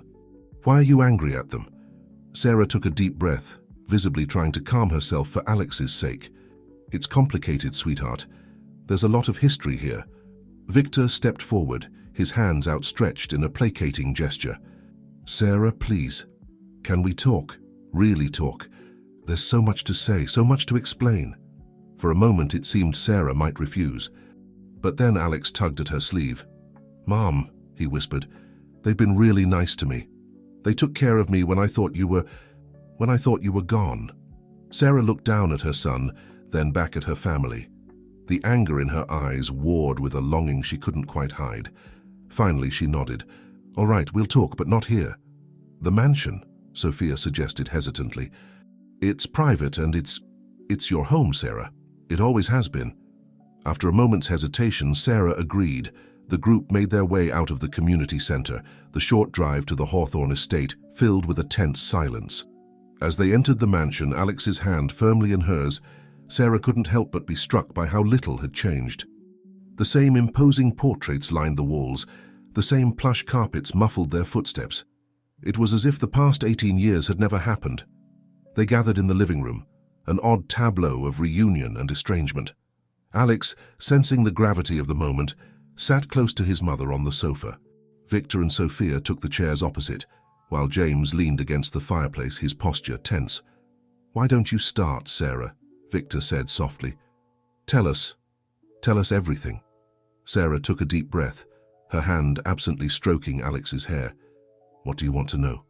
How I survived on the streets when I was pregnant, how I gave birth in a shelter, how I worked 3 jobs to keep a roof over our heads." Her voice cracked with emotion. "Or how about how it felt to think I was dying, to send my son away because I thought it was his only chance?" Sophia let out a small sob, her hand flying to her mouth. Victor leaned forward, his face etched with pain. "Sarah, if we had known, we looked for you. For years we searched." "Not hard enough," Sarah retorted, but some of the fire had gone out of her voice. She just sounded tired now. "I was out there, Dad. Struggling, scared, alone. Where were you then?" "I'm so sorry," Victor whispered, tears streaming down his face. "I was wrong, Sarah, so terribly wrong. When you told me you were pregnant, I reacted out of fear and pride. I said things, horrible things that I've regretted every day since. By the time I came to my senses, you were gone." Alex, who had been listening intently, spoke up. "Is that why you ran away, Mum? Because Grandpa was mad about me?" Sarah hugged Alex close. "Oh, sweetheart, no, it wasn't your fault. It was grown-up stuff. I made choices. Your grandfather made choices. We all made mistakes." James, who had been silent until now, stepped forward. "Sarah, we missed you every day. Christmas, birthdays. They were never the same without you. We never stopped hoping you'd come home." Sarah looked at her brother, really looked at him for the first time since their reunion. The boy she remembered had grown into a man, his eyes holding a wisdom that came from years of worrying about her. "I missed you too, Jamie," she said softly, using his childhood nickname. As the night wore on, stories were shared, tears were shed, and slowly, tentatively, bridges began to be rebuilt. Alex, overwhelmed by the emotions swirling around him, eventually dozed off, his head in Sarah's lap. Looking down at her sleeping son, Sarah felt a wave of emotion wash over her. "I never stopped loving you," she admitted quietly. "Any of you. I was just so scared, so hurt. And then when I got sick, all I could think about was protecting Alex." Victor knelt beside the sofa, gently taking Sarah's free hand in his. "We love you, Sarah. We always have. And we love Alex.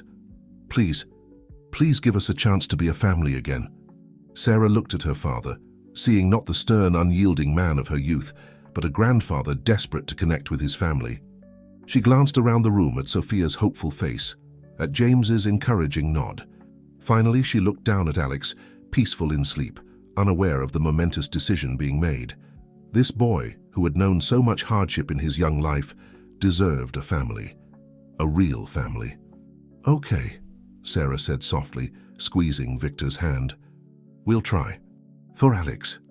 As dawn broke over the Hawthorne estate, casting a golden light through the windows, a family torn apart by pride and misunderstanding took its first tentative steps toward healing. There would be challenges ahead, old wounds to mend, and new bonds to forge. But in that moment, surrounded by the people who loved them most, Sarah and Alex were finally home. The journey that had begun with a stolen chocolate had led them here to a new beginning filled with hope, forgiveness, and the promise of a future together. As the Hawthorne family embraced, tears of joy mingling with tears of relief, they knew that whatever came next, they would face it together. For in the end it was love, messy, complicated, enduring love that had brought them back together, and it was love that would see them through whatever lay ahead. The days following the emotional reunion of the Hawthorne family were filled with a mixture of joy, awkwardness, and cautious optimism. The mansion, once a symbol of wealth and isolation, now buzzed with the energy of a family trying to reconnect and rebuild. Sarah and Alex moved into a suite of rooms on the second floor, close enough to be part of the family, but with enough privacy to retreat when things became overwhelming. For Sarah, being back in her childhood home was a surreal experience. Every corner held memories, some sweet, some painful, all a reminder of the life she had left behind. One morning, as Sarah stood in the hallway outside her old room, lost in thought, Sophia approached her cautiously. "Sarah, dear," Sophia said softly, "I was wondering if you'd like to help me in the garden today. The roses need pruning, and I remember how much you loved working with the flowers when you were young." Sarah hesitated, memories of peaceful afternoons spent tending to the garden with her mother flooding back. I'd like that," she finally replied, a small smile tugging at her lips. As they worked side by side in the garden, the familiar scent of roses surrounding them, the years of separation seemed to melt away. They talked of small things at first: the weather, the best way to encourage blooms, Alex's favorite flowers, but as the morning wore on, their conversation deepened. "I never stopped thinking about you, you know," Sophia said, her voice thick with emotion. "Every Mother's Day, every Christmas, I'd set a place for you at the table just in case." Sarah's hands stilled, her eyes filling with tears. "I thought about you too, Mom, especially when Alex was born. I wished you were there, to show me what to do, to tell me it would be okay." Sophia reached out, gently squeezing Sarah's hand. "I'm here now, sweetheart. For both of you." Meanwhile, Victor was facing his own challenges in reconnecting with his daughter and grandson. He had always expressed love through grand gestures and material comfort, but he was quickly learning that Sarah and Alex needed something different. One afternoon, he found Alex sitting alone in the library, looking lost among the towering bookshelves. "Hey there, champ," Victor said, trying to keep his voice light. "What are you up to?" Alex shrugged, his fingers tracing the spine of a nearby book. "Just looking. There are so many books here." Victor's heart clenched at the wonder in Alex's voice. He sat down next to his grandson, his mind racing for a way to connect. "You know, your mother used to love reading when she was your age. She'd spend hours in here, lost in different worlds." Alex's eyes lit up with interest. "Really? What kind of books did she like?" Victor chuckled, memories flooding back. "Oh, all kinds. But she had a special love for adventure stories. There was one about a young explorer that she read so many times the binding fell apart." As Victor began to recount Sarah's favorite childhood stories, Alex leaned in, hanging on every word. For the first time, grandfather and grandson found common ground, building a bridge through shared stories and imagination. James, too, was working to forge a relationship with his newfound nephew. He took Alex to soccer practices, helped him with homework, and even started teaching him the basics of the family business. One evening, as they sat together reviewing Alex's math homework, James noticed the boy seemed distracted. "Everything okay, buddy?" James asked, setting aside the textbook. Alex fidgeted with his pencil, avoiding eye contact. "Uncle James," he said hesitantly, do you think Mom and Grandpa will ever stop being mad at each other?" James sighed, realizing how perceptive Alex was to the underlying tension in the house. "They're not mad exactly," he explained gently. "They're just trying to figure things out. Your Mom and Grandpa love each other very much, but sometimes love can be complicated." Alex nodded slowly, processing this. "Like how Mom says she loves me even when I mess up?" James smiled, ruffling Alex's hair affectionately. "Exactly like that. Family loves each other no matter what, even when things are tough." As the weeks passed, the Hawthorne family slowly began to heal. There were still moments of tension, of old hurts resurfacing, but there were also moments of laughter, of shared meals, of new memories being made. Sarah, watching Alex flourish under the love and attention of his grandparents and uncle, felt her walls starting to crumble. The anger and resentment she had carried for so long began to give way to a cautious hope for the future. One evening, as the family sat together in the living room after dinner, Alex asleep with his head in Sarah's lap, Victor cleared his throat nervously. "Sarah," he began, his voice gentle, I've been thinking. I know it might be too soon, but I wanted to discuss the possibility of you and Alex staying here permanently. This is your home, it always has been, and we would love nothing more than to have you both here with us. Sarah looked around the room at the faces of her family, hopeful, loving, and a little scared. She thought of the struggles she and Alex had faced, of the lonely years on their own, and she thought of the past few weeks, of the warmth and love that had surrounded them despite the awkwardness and tension. Taking a deep breath, Sarah made a decision that would change all their lives.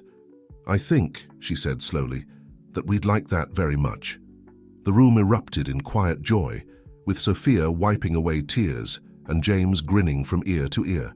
Victor, overcome with emotion, simply reached out and took Sarah's hand, squeezing it gently. As the Hawthorne family embraced this new chapter in their lives, none of them could have predicted the challenges and joys that lay ahead. But in that moment, surrounded by love and the promise of a future together, they knew that whatever came next, they would face it as a family. The journey that had begun with a lost boy and a stolen chocolate had led them here, to a new beginning filled with hope, forgiveness, and the unbreakable bonds of family. As night fell over the Hawthorne estate, a sense of peace settled over the house. A family once fractured, now whole again, ready to write the next chapter of their story together. As autumn gave way to winter, the Hawthorne mansion transformed alongside its inhabitants. The once formal rooms now echoed with laughter, the pristine surfaces marked by evidence of a child's presence, a toy car here, a crayon drawing there. It was as if the house itself was breathing a sigh of relief, finally fulfilling its purpose as a true family home. Sarah, having agreed to stay, found herself navigating the delicate balance of reintegrating into the family while maintaining her independence. She had spent years making decisions on her own, and the sudden presence of so many well-meaning voices could be overwhelming at times. One chilly afternoon, Sarah stood in the kitchen, attempting to recreate a simple pasta dish she used to make for Alex when money was tight. As she struggled with the unfamiliar high-end equipment, Sophia entered, immediately sensing her daughter's frustration. "Need a hand, dear?" Sophia offered gently.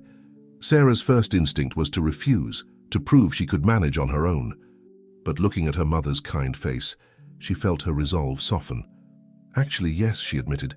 "I can't seem to get this sauce right."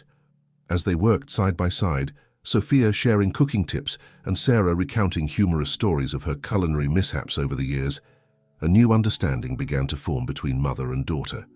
It wasn't just about the food, it was about building a bridge between their past and present, creating new memories to cherish. Meanwhile, Victor was facing his own challenges in the business world. His decision to step back from day-to-day operations to focus on his family had not been well received by some board members. Rumors of a potential takeover bid were swirling, and the pressure to return to his old workaholic ways was mounting.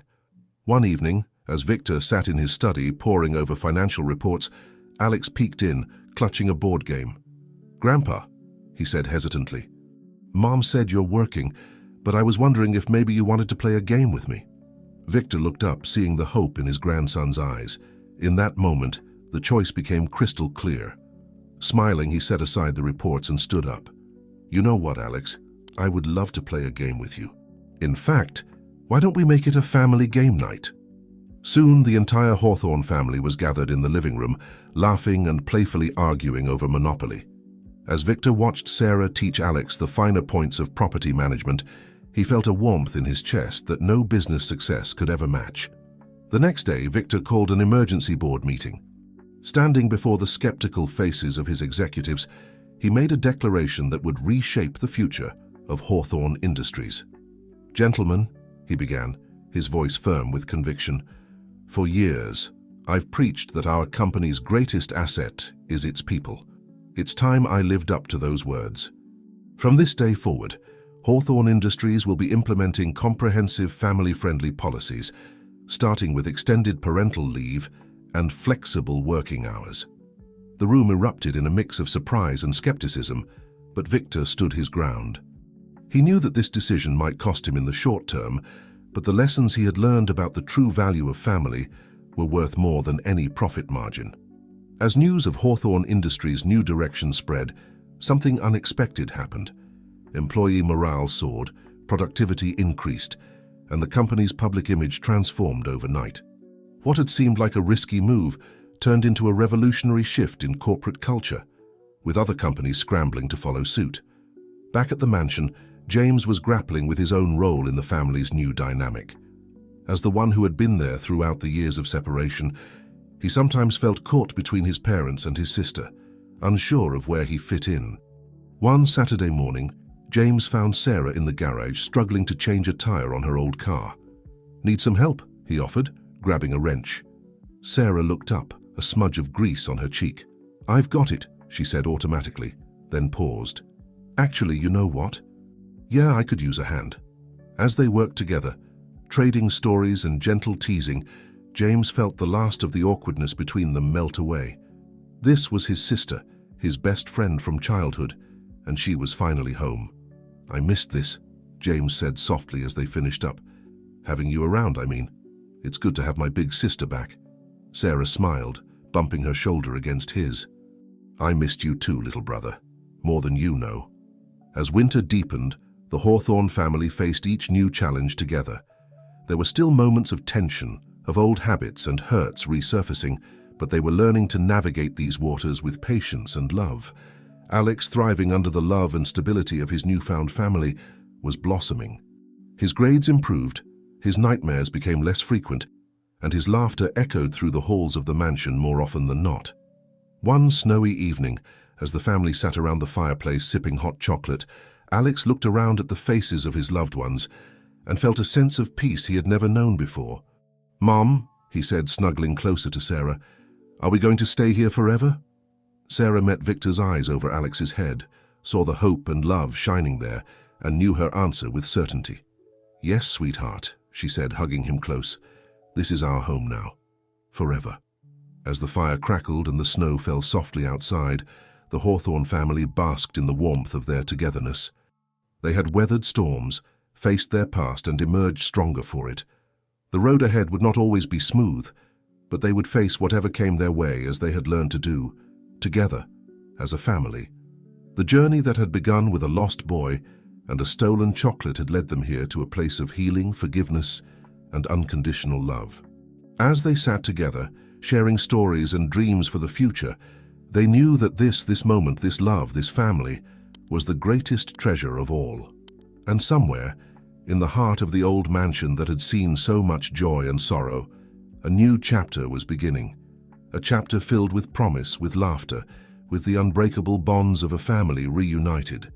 The Hawthorne legacy, once built on business acumen and material success, was being redefined by something far more precious: the enduring power of love and the true meaning of home. As spring blossomed around the Hawthorne estate, bringing new life to the gardens Sarah and Sophia had lovingly tended together, the family found themselves facing a new set of challenges. The initial euphoria of their reunion had settled into a more complex reality, one that required patience, understanding, and constant communication. Sarah, having lived independently for so long, sometimes struggled with the well-intentioned involvement of her parents in her and Alex's lives. One sunny afternoon, as she was helping Alex with his homework in the sunroom, Victor entered with an excited gleam in his eye. "I've got great news," he announced, brandishing a brochure. "I've found the perfect private school for Alex. Top-notch education, excellent extracurriculars, and I've already spoken to the headmaster about admission." Sarah felt a familiar tension creep into her shoulders.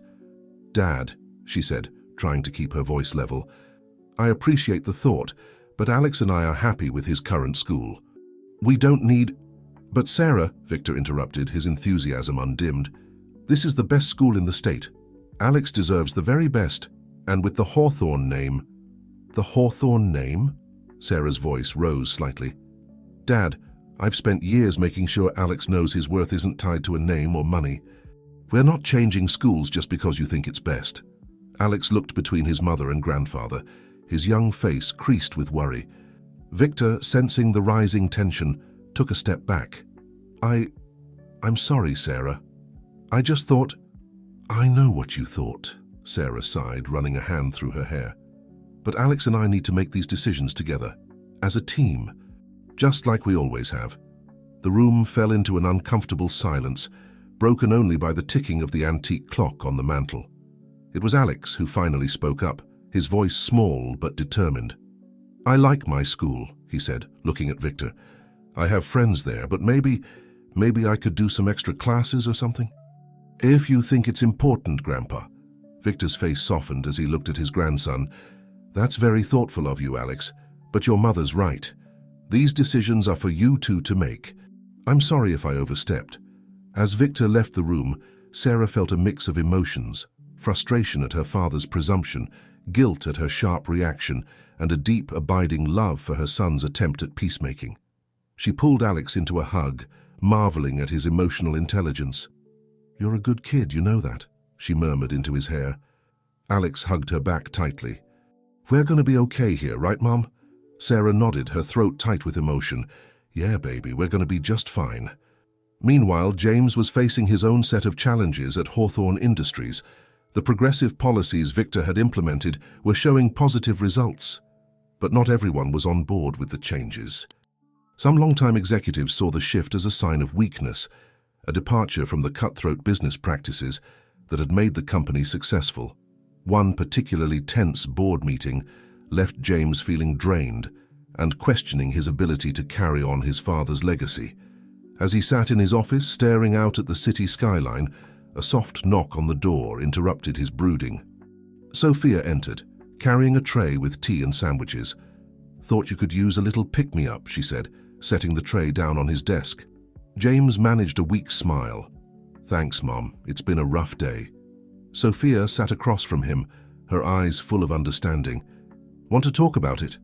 As James poured out his frustrations and doubts, Sophia listened patiently.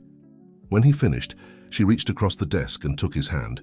"James, do you know why your father chose you to take over the company?" she asked. James shrugged. "Because I'm his son?" Sophia shook her head. "No, it's because you have something he never did at your age: compassion. The ability to see beyond the bottom line to the people whose lives are affected by every decision this company makes." She squeezed his hand gently.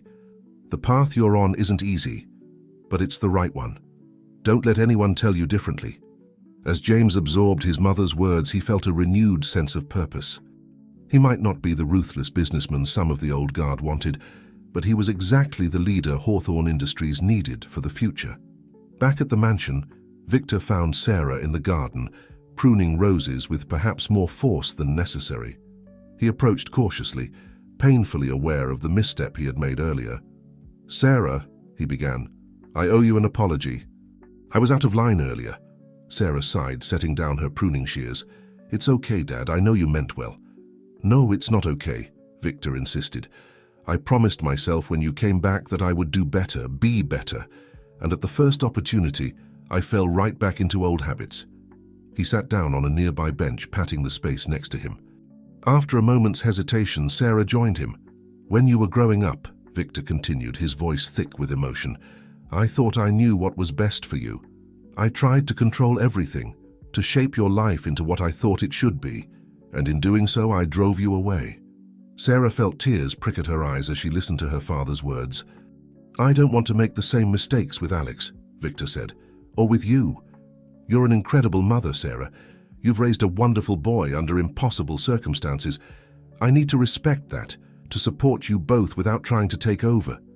Sarah leaned into her father's side, feeling the familiar comfort of his arm around her shoulders. "Thanks, Dad," she whispered. "That means a lot."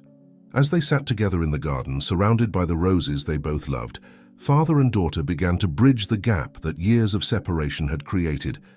It wouldn't be easy, and there would be more missteps along the way, but they were both committed to making it work.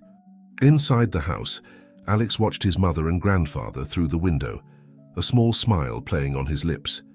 He didn't understand all the grown-up stuff that was going on, but he knew one thing for certain: his family, complicated and imperfect as it was the greatest gift he had ever received. As the sun began to set, casting a golden glow over the Hawthorne estate, the family gathered for dinner. There was laughter, gentle teasing, and a sense of belonging that filled the dining room. They were learning, growing, and healing together, one day at a time. The road ahead would have its bumps and detours, but as long as they faced it as a family, the Hawthorns knew they could overcome anything. The legacy they were building now was not one of mere wealth or success, but of love, forgiveness, and the unbreakable bonds of family. As summer approached, bringing with it long, lazy days and warm nights, the Hawthorn family settled into a rhythm that felt both new and comfortingly familiar. However, their newfound peace was about to be tested in ways they couldn't have anticipated. One sweltering afternoon, as Alex and James were engaged in an spirited water balloon fight on the mansion's sprawling lawn, a sleek black car pulled up the driveway. Sarah, who had been watching the playful battle from the porch, felt her heart skip a beat as she recognized the man stepping out of the vehicle. "Robert," she breathed, her voice a mixture of surprise and apprehension. Victor, who had just joined Sarah on the porch, tensed at the name. "Robert, as in Alex's father," Sarah confirmed, her eyes never leaving the approaching figure. Robert Caldwell, looking every bit the successful lawyer in his tailored suit, strode purposefully towards the house. His eyes locked onto Sarah, a storm of emotions playing across his face. "Sarah," he called out, his voice carrying across the lawn. "We need to talk." The jovial sounds of Alex and James's game faded away as everyone turned to look at the newcomer. Alex, confused by the sudden tension, moved closer to James, who put a protective arm around his nephew's shoulders. Sarah descended the porch steps, meeting Robert halfway. "What are you doing here, Robert?" she asked, her voice low and controlled. Robert ran a hand through his hair, a gesture of frustration Sarah remembered all too well. "I saw the news about Alex being found. Why didn't you tell me? I had a right to know." Victor stepped forward, his posture rigid. "I think this conversation should be taken inside," he said firmly, eyeing the curious glances from the household staff. As the adults moved into the house, James knelt down next to a visibly shaken Alex. "Hey, buddy, why don't we go get some ice cream in the kitchen? I bet Mrs. Peterson has a fresh batch of chocolate chip ready." Alex nodded mutely, allowing his uncle to lead him away from the unfolding drama. As they entered the kitchen, Sophia was already there, her face etched with concern. "Is that—" she began, but James shook his head slightly, his eyes darting meaningfully to Alex. Understanding immediately, Sophia plastered on a bright smile. "Who's ready for the best ice cream in the state?" she asked, pulling out bowls and spoons. Meanwhile, in Victor's study, the air was thick with tension. Sarah stood by the window, her arms wrapped protectively around herself, while Robert paced the room. Victor sat behind his desk, his eyes darting between his daughter and the man who had fathered his grandson. "I had a right to know, Sarah," Robert repeated, his voice a mix of anger and hurt. "He's my son too." Sarah whirled to face him, her eyes flashing. "A right? You gave up any rights when you made it clear you wanted nothing to do with us. I was scared and alone, and you just walked away." Robert had the grace to look ashamed. "I was young and stupid," he admitted. "I've regretted it every day since. When I finally got my act together and tried to find you, you were gone. Both of you." Victor leaned forward, his voice carefully controlled. "What exactly are you hoping to achieve here, Mr. Caldwell? Alex has been through enough upheaval in his young life." Robert turned to face Victor, squaring his shoulders. "I want to be part of my son's life. I want the chance to make things right." Sarah let out a bitter laugh. "Make things right? It's been 9 years, Robert. You can't just walk in here and expect to be Father of the Year." "I know that," Robert said, his voice softening. "But I'm asking for a chance. Just a chance to get to know my son, to be there for him in whatever way I can." The room fell silent as the weight of Robert's request hung in the air. Sarah looked at her father, seeking guidance, support, anything to help her navigate this unexpected turn of events. Victor stood, moving to stand beside his daughter. "This isn't a decision to be made lightly," he said, addressing both Sarah and Robert. "Alex's well-being has to be our primary concern." Sarah nodded, taking a deep breath to steady herself. "I need time to think about this," she said finally. "And more importantly, I need to talk to Alex. This affects him more than anyone." Robert opened his mouth as if to argue, then thought better of it. "I understand," he said quietly. "I'll give you my contact information. Please, just Don't take too long, I've missed enough of his life already." As Robert prepared to leave, the sound of laughter drifted in from the kitchen. Alex's voice, bright and carefree, carried through the halls of the mansion. Robert paused, his hand on the doorknob, a look of longing crossing his face. "He sounds happy," he said softly. Sarah felt a lump form in her throat. "He is happy," she replied. "We've built a good life here." Robert nodded, a sad smile playing on his lips. "I'm glad," he said sincerely. "Whatever you decide, Sarah, just know that I'm sorry for everything." As the door closed behind Robert, Sarah felt her knees give way. Victor caught her, guiding her gently to a nearby chair. "It's okay, sweetheart," he murmured, holding her close. "We'll figure this out together." In the kitchen, oblivious to the emotional storm that had just passed through the house, Alex was regaling his grandmother and uncle with the elaborate tale of his and James's water balloon battle. His laughter, pure and uninhibited, echoed through the mansion, a reminder of the joy and innocence they were all striving to protect. As the day wore on and the family gathered for dinner, the tension from earlier lingered in the air. Alex, perceptive as ever, sensed that something was off. "Is everything okay?" he asked, looking around the table at the serious faces of the adults. Sarah reached out, squeezing her son's hand gently. "Everything's fine, sweetheart," she assured him. "We just have some grown-up stuff to figure out, but you don't need to worry about anything, okay?" Alex nodded, not entirely convinced, but willing to accept his mother's words for now. As the conversation around the table slowly returned to normal, Sarah caught her father's eye across the table. Victor gave her a reassuring nod, a silent promise that whatever came next, they would face it as a family. Later that night, as Sarah tucked Alex into bed, she found herself studying his face, searching for traces of Robert in his features. How would Alex react to the news that his father, long absent from his life, now wanted to be a part of it? How would this new development affect the delicate balance they had all worked so hard to achieve? As she kissed Alex goodnight and turned out the light, Sarah knew that the coming days would bring difficult conversations and potentially painful decisions. But as she looked back at her sleeping son, peaceful and secure in the knowledge that he was loved, she felt a surge of determination. Whatever challenges lay ahead, whatever storms they might have to weather, the Hawthorne family would face them together.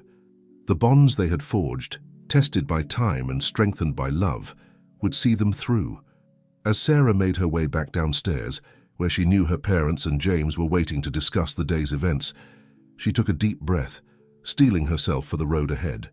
The journey that had begun with a lost boy and a stolen chocolate was far from over.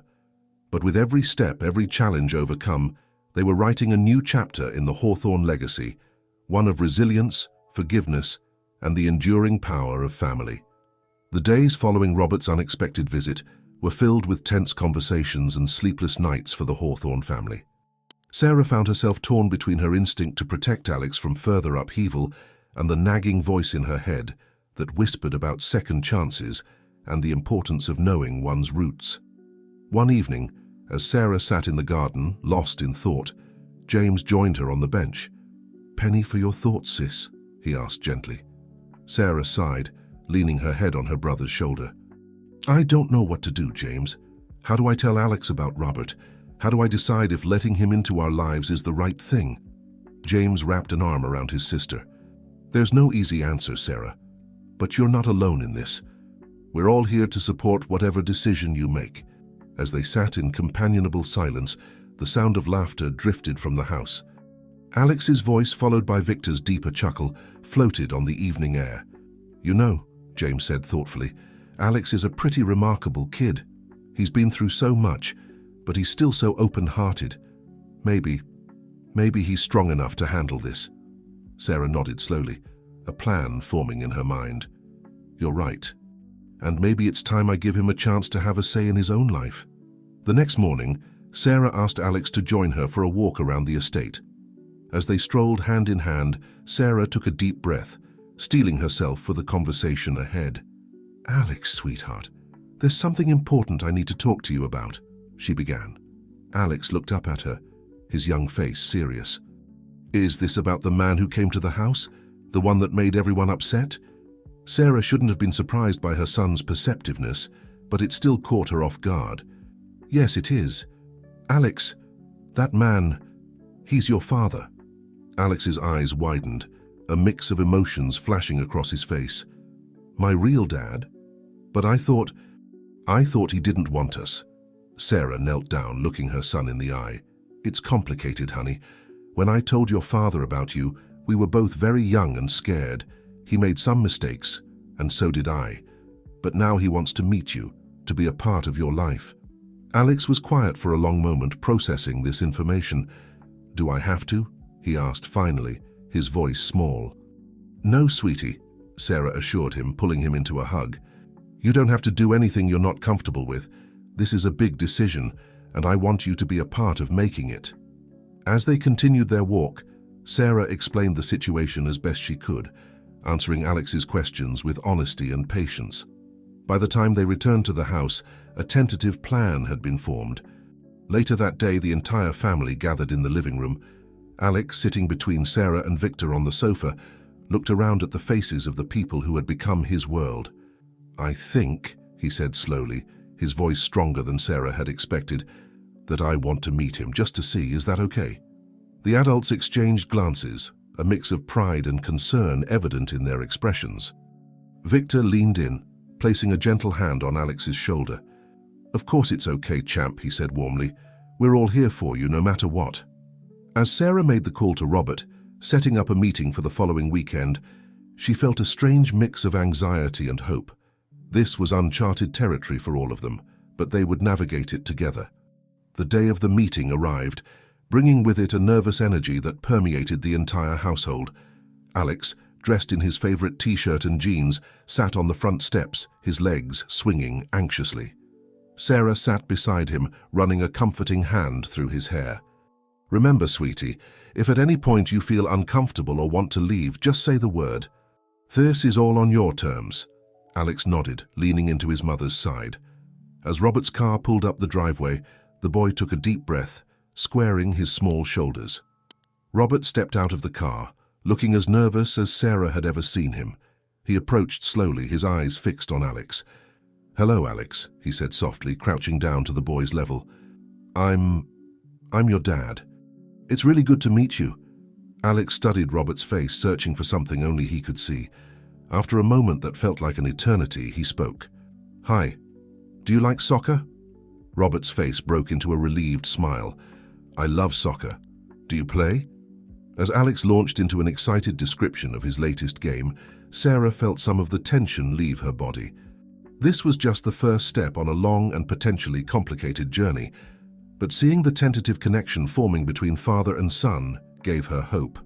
The afternoon passed in a blur of conversation, shared meals, and even an impromptu soccer match in the backyard. By the time Robert prepared to leave, there was a cautious optimism in the air. "Can he come back sometime?" Alex asked Sarah as they waved goodbye to Robert. Sarah hugged her son close.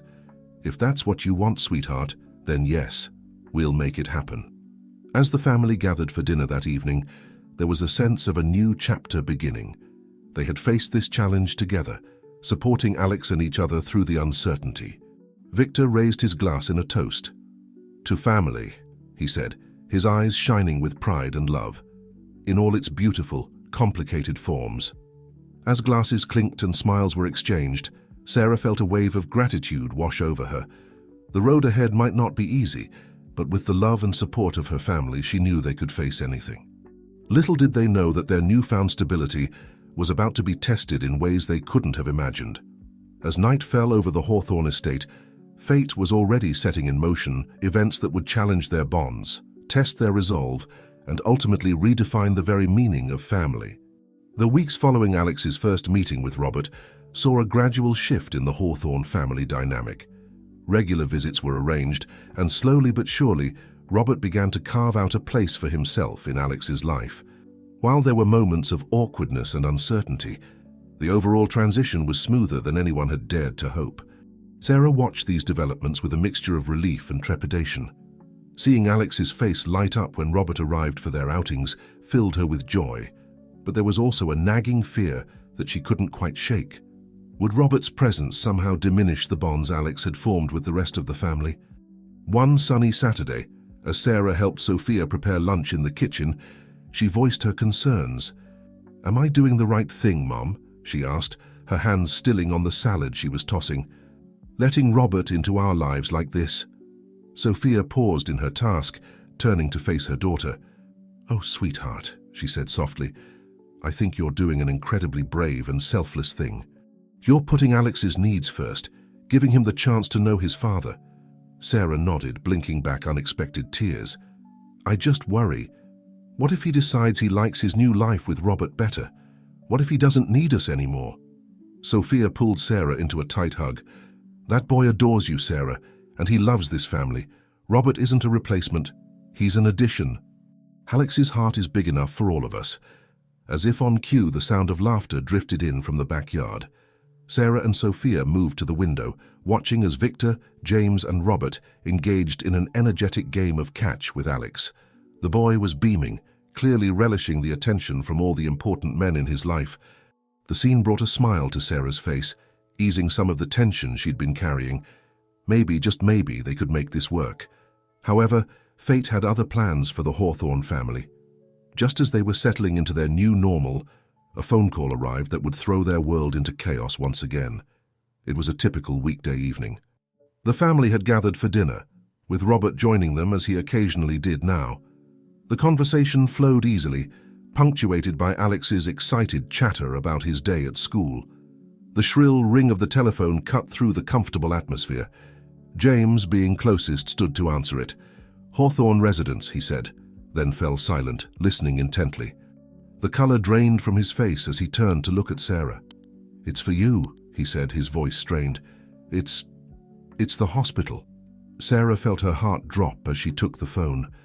The next few minutes passed in a blur as she listened to the voice on the other end, her family watching with growing concern.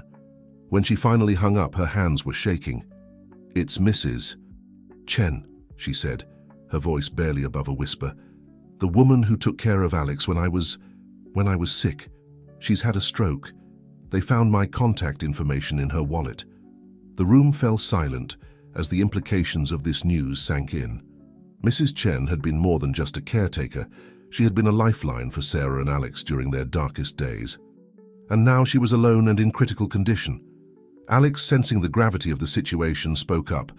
"Is Mrs. Chen going to be okay, Mom? Can we go see her?"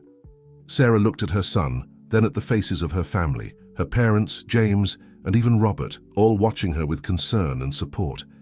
In that moment, she knew what she had to do. "We need to go to her," Sarah said firmly. "She has no family, no one else to be there for her. We owe her so much." Victor stood, his decision made. "I'll have the jet prepared. We can be there by morning."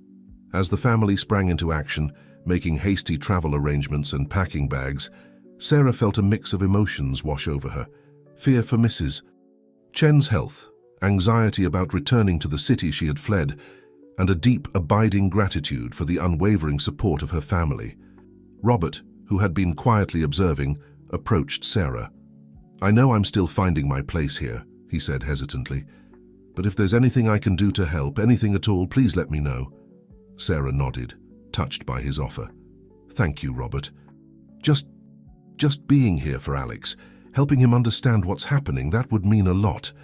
As the Hawthorne family prepared for their unexpected journey, none of them could have anticipated the chain of events that was about to unfold. The city they were rushing towards held not only Mrs. Chen and memories of Sarah and Alex's past struggles, but also secrets that had long been buried. Little did they know that this trip, born out of compassion and loyalty, would lead them to discoveries that would shake the very foundations of their family. As they boarded the private jet in the early hours of the morning, the Hawthornes were embarking on a journey that would test their bonds, challenge their perceptions, and ultimately redefine their understanding of love, sacrifice, and the true meaning of family. The next chapter of their story was about to begin, one that would bring them face to face with shadows of the past and force them to confront truths that would change their lives forever. But as they sat together on the plane, drawing strength from each other's presence, one thing was certain. Whatever lay ahead, they would face it as they had faced every other challenge, together as a family. The Hawthorne family arrived in the bustling city as dawn broke, the familiar skyline a stark contrast to the peaceful estate they had left behind. For Sarah, every street corner and building seemed to hold a memory, some painful, some bittersweet. Alex, wide-eyed and curious, pressed his face against the car window, taking in the sights of the place where he had spent his early years. As they pulled up to the hospital, Sarah felt a wave of anxiety wash over her. She hadn't set foot in this building since the day she had entrusted Alex to Mrs. Chen's care, believing she might never leave its walls alive. Victor, sensing his daughter's distress, placed a comforting hand on her shoulder. "We're here with you, Sarah," he said softly. Every step of the way, the family made their way to Mrs. Chen's room, the sterile hospital corridors echoing with their footsteps. When they entered, Sarah's breath caught in her throat. Mrs. Chen, the woman who had once been so vibrant and full of life, lay pale and still, hooked up to various machines. Alex approached the bed cautiously, his small hand reaching out to touch Mrs. Chen's. "Is she going to be okay, Mom?" he asked, his voice barely above a whisper. Sarah knelt beside her son, fighting back tears. "I don't know, sweetheart, but we're here for her, just like she was there for us." As the family settled in for their vigil, taking turns sitting with Mrs. Chen and exploring the hospital corridors, an unexpected encounter shook their world once again. James, returning from a coffee run, burst into the room, his face a mixture of shock and disbelief. "Sarah," he gasped, "you're not going to believe who I just saw in the lobby." Before Sarah could respond, a figure appeared in the doorway, a face she had never expected to see again. It was Tom, her ex-boyfriend, Alex's biological father.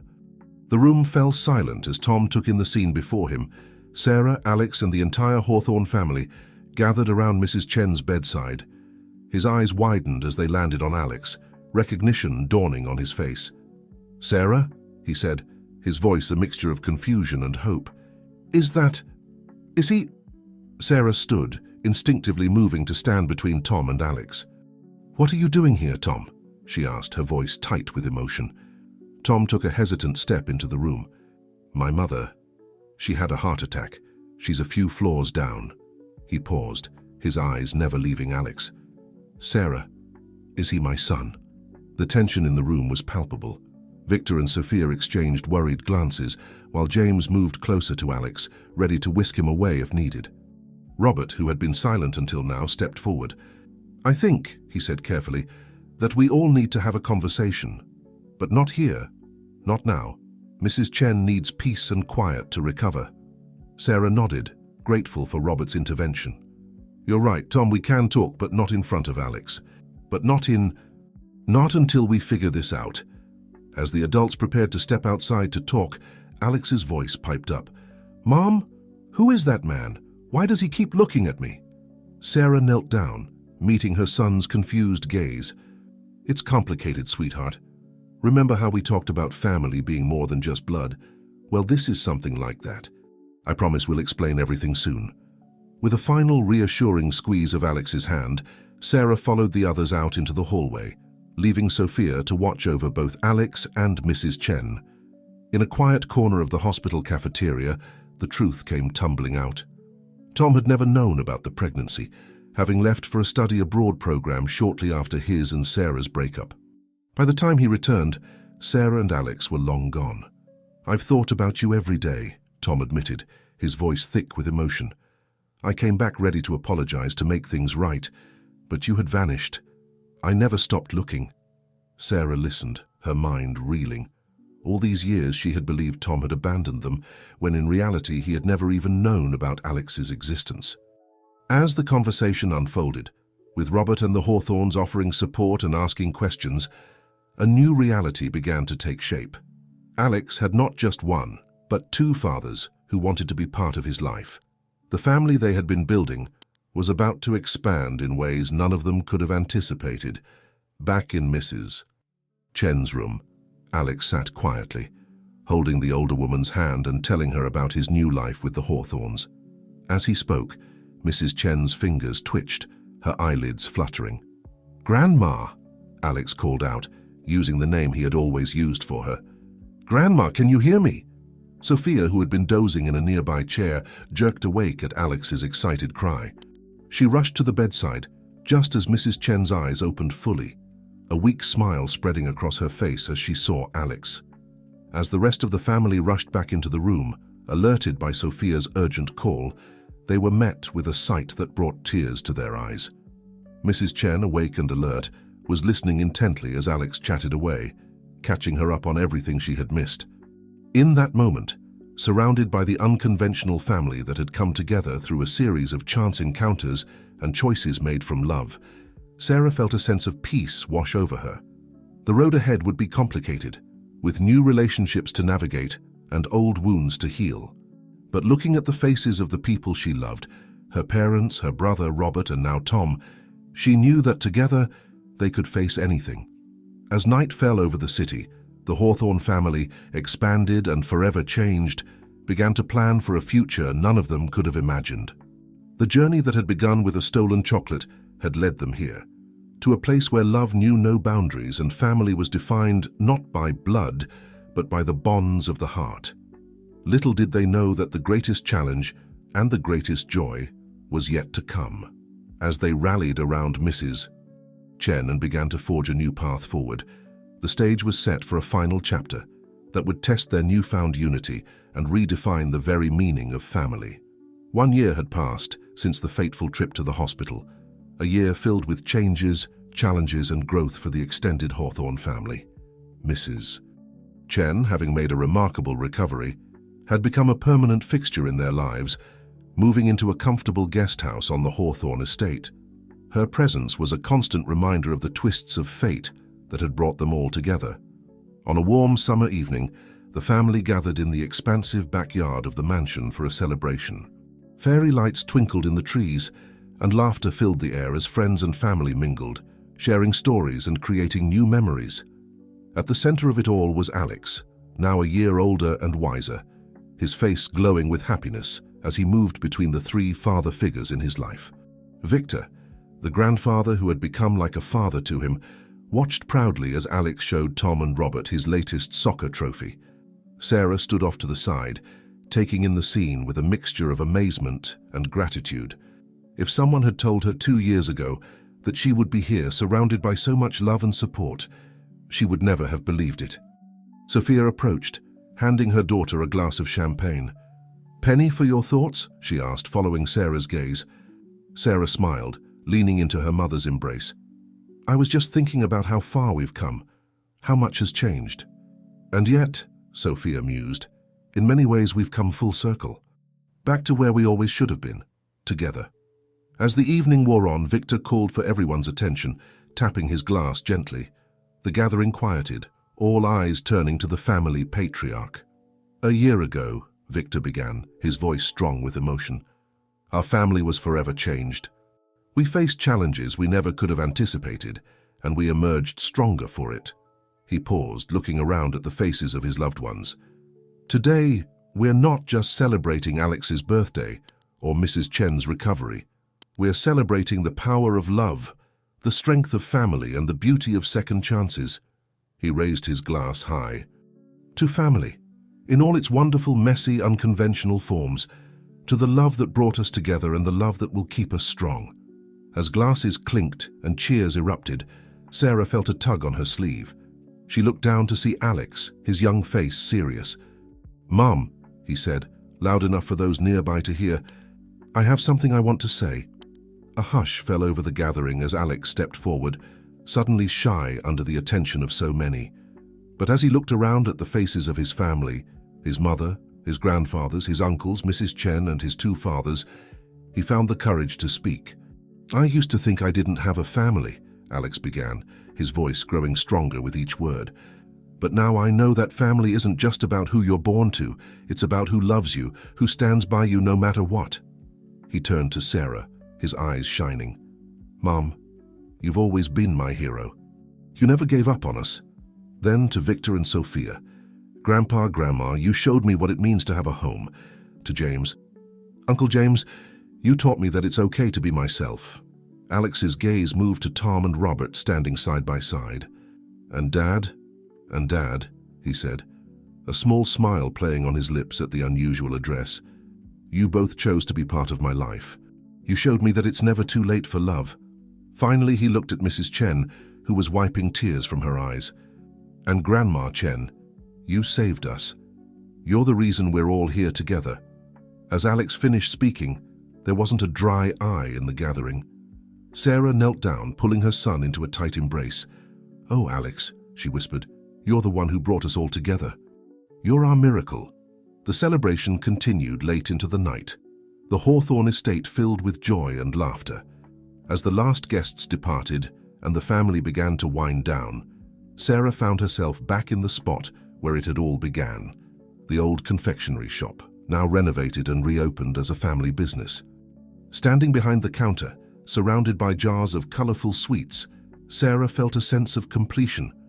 The journey that had started with a desperate act, a stolen chocolate, had come full circle. That small act of kindness from a stranger had set in motion a series of events that had not only saved her and Alex, but had created a family bound by love, forgiveness, and understanding. As she locked up the shop and made her way back to the mansion, Sarah paused to look up at the star-filled sky. The future stretched out before them, full of promise and possibility. There would be challenges ahead, no doubt, but Sarah knew that whatever came their way, they would face it together.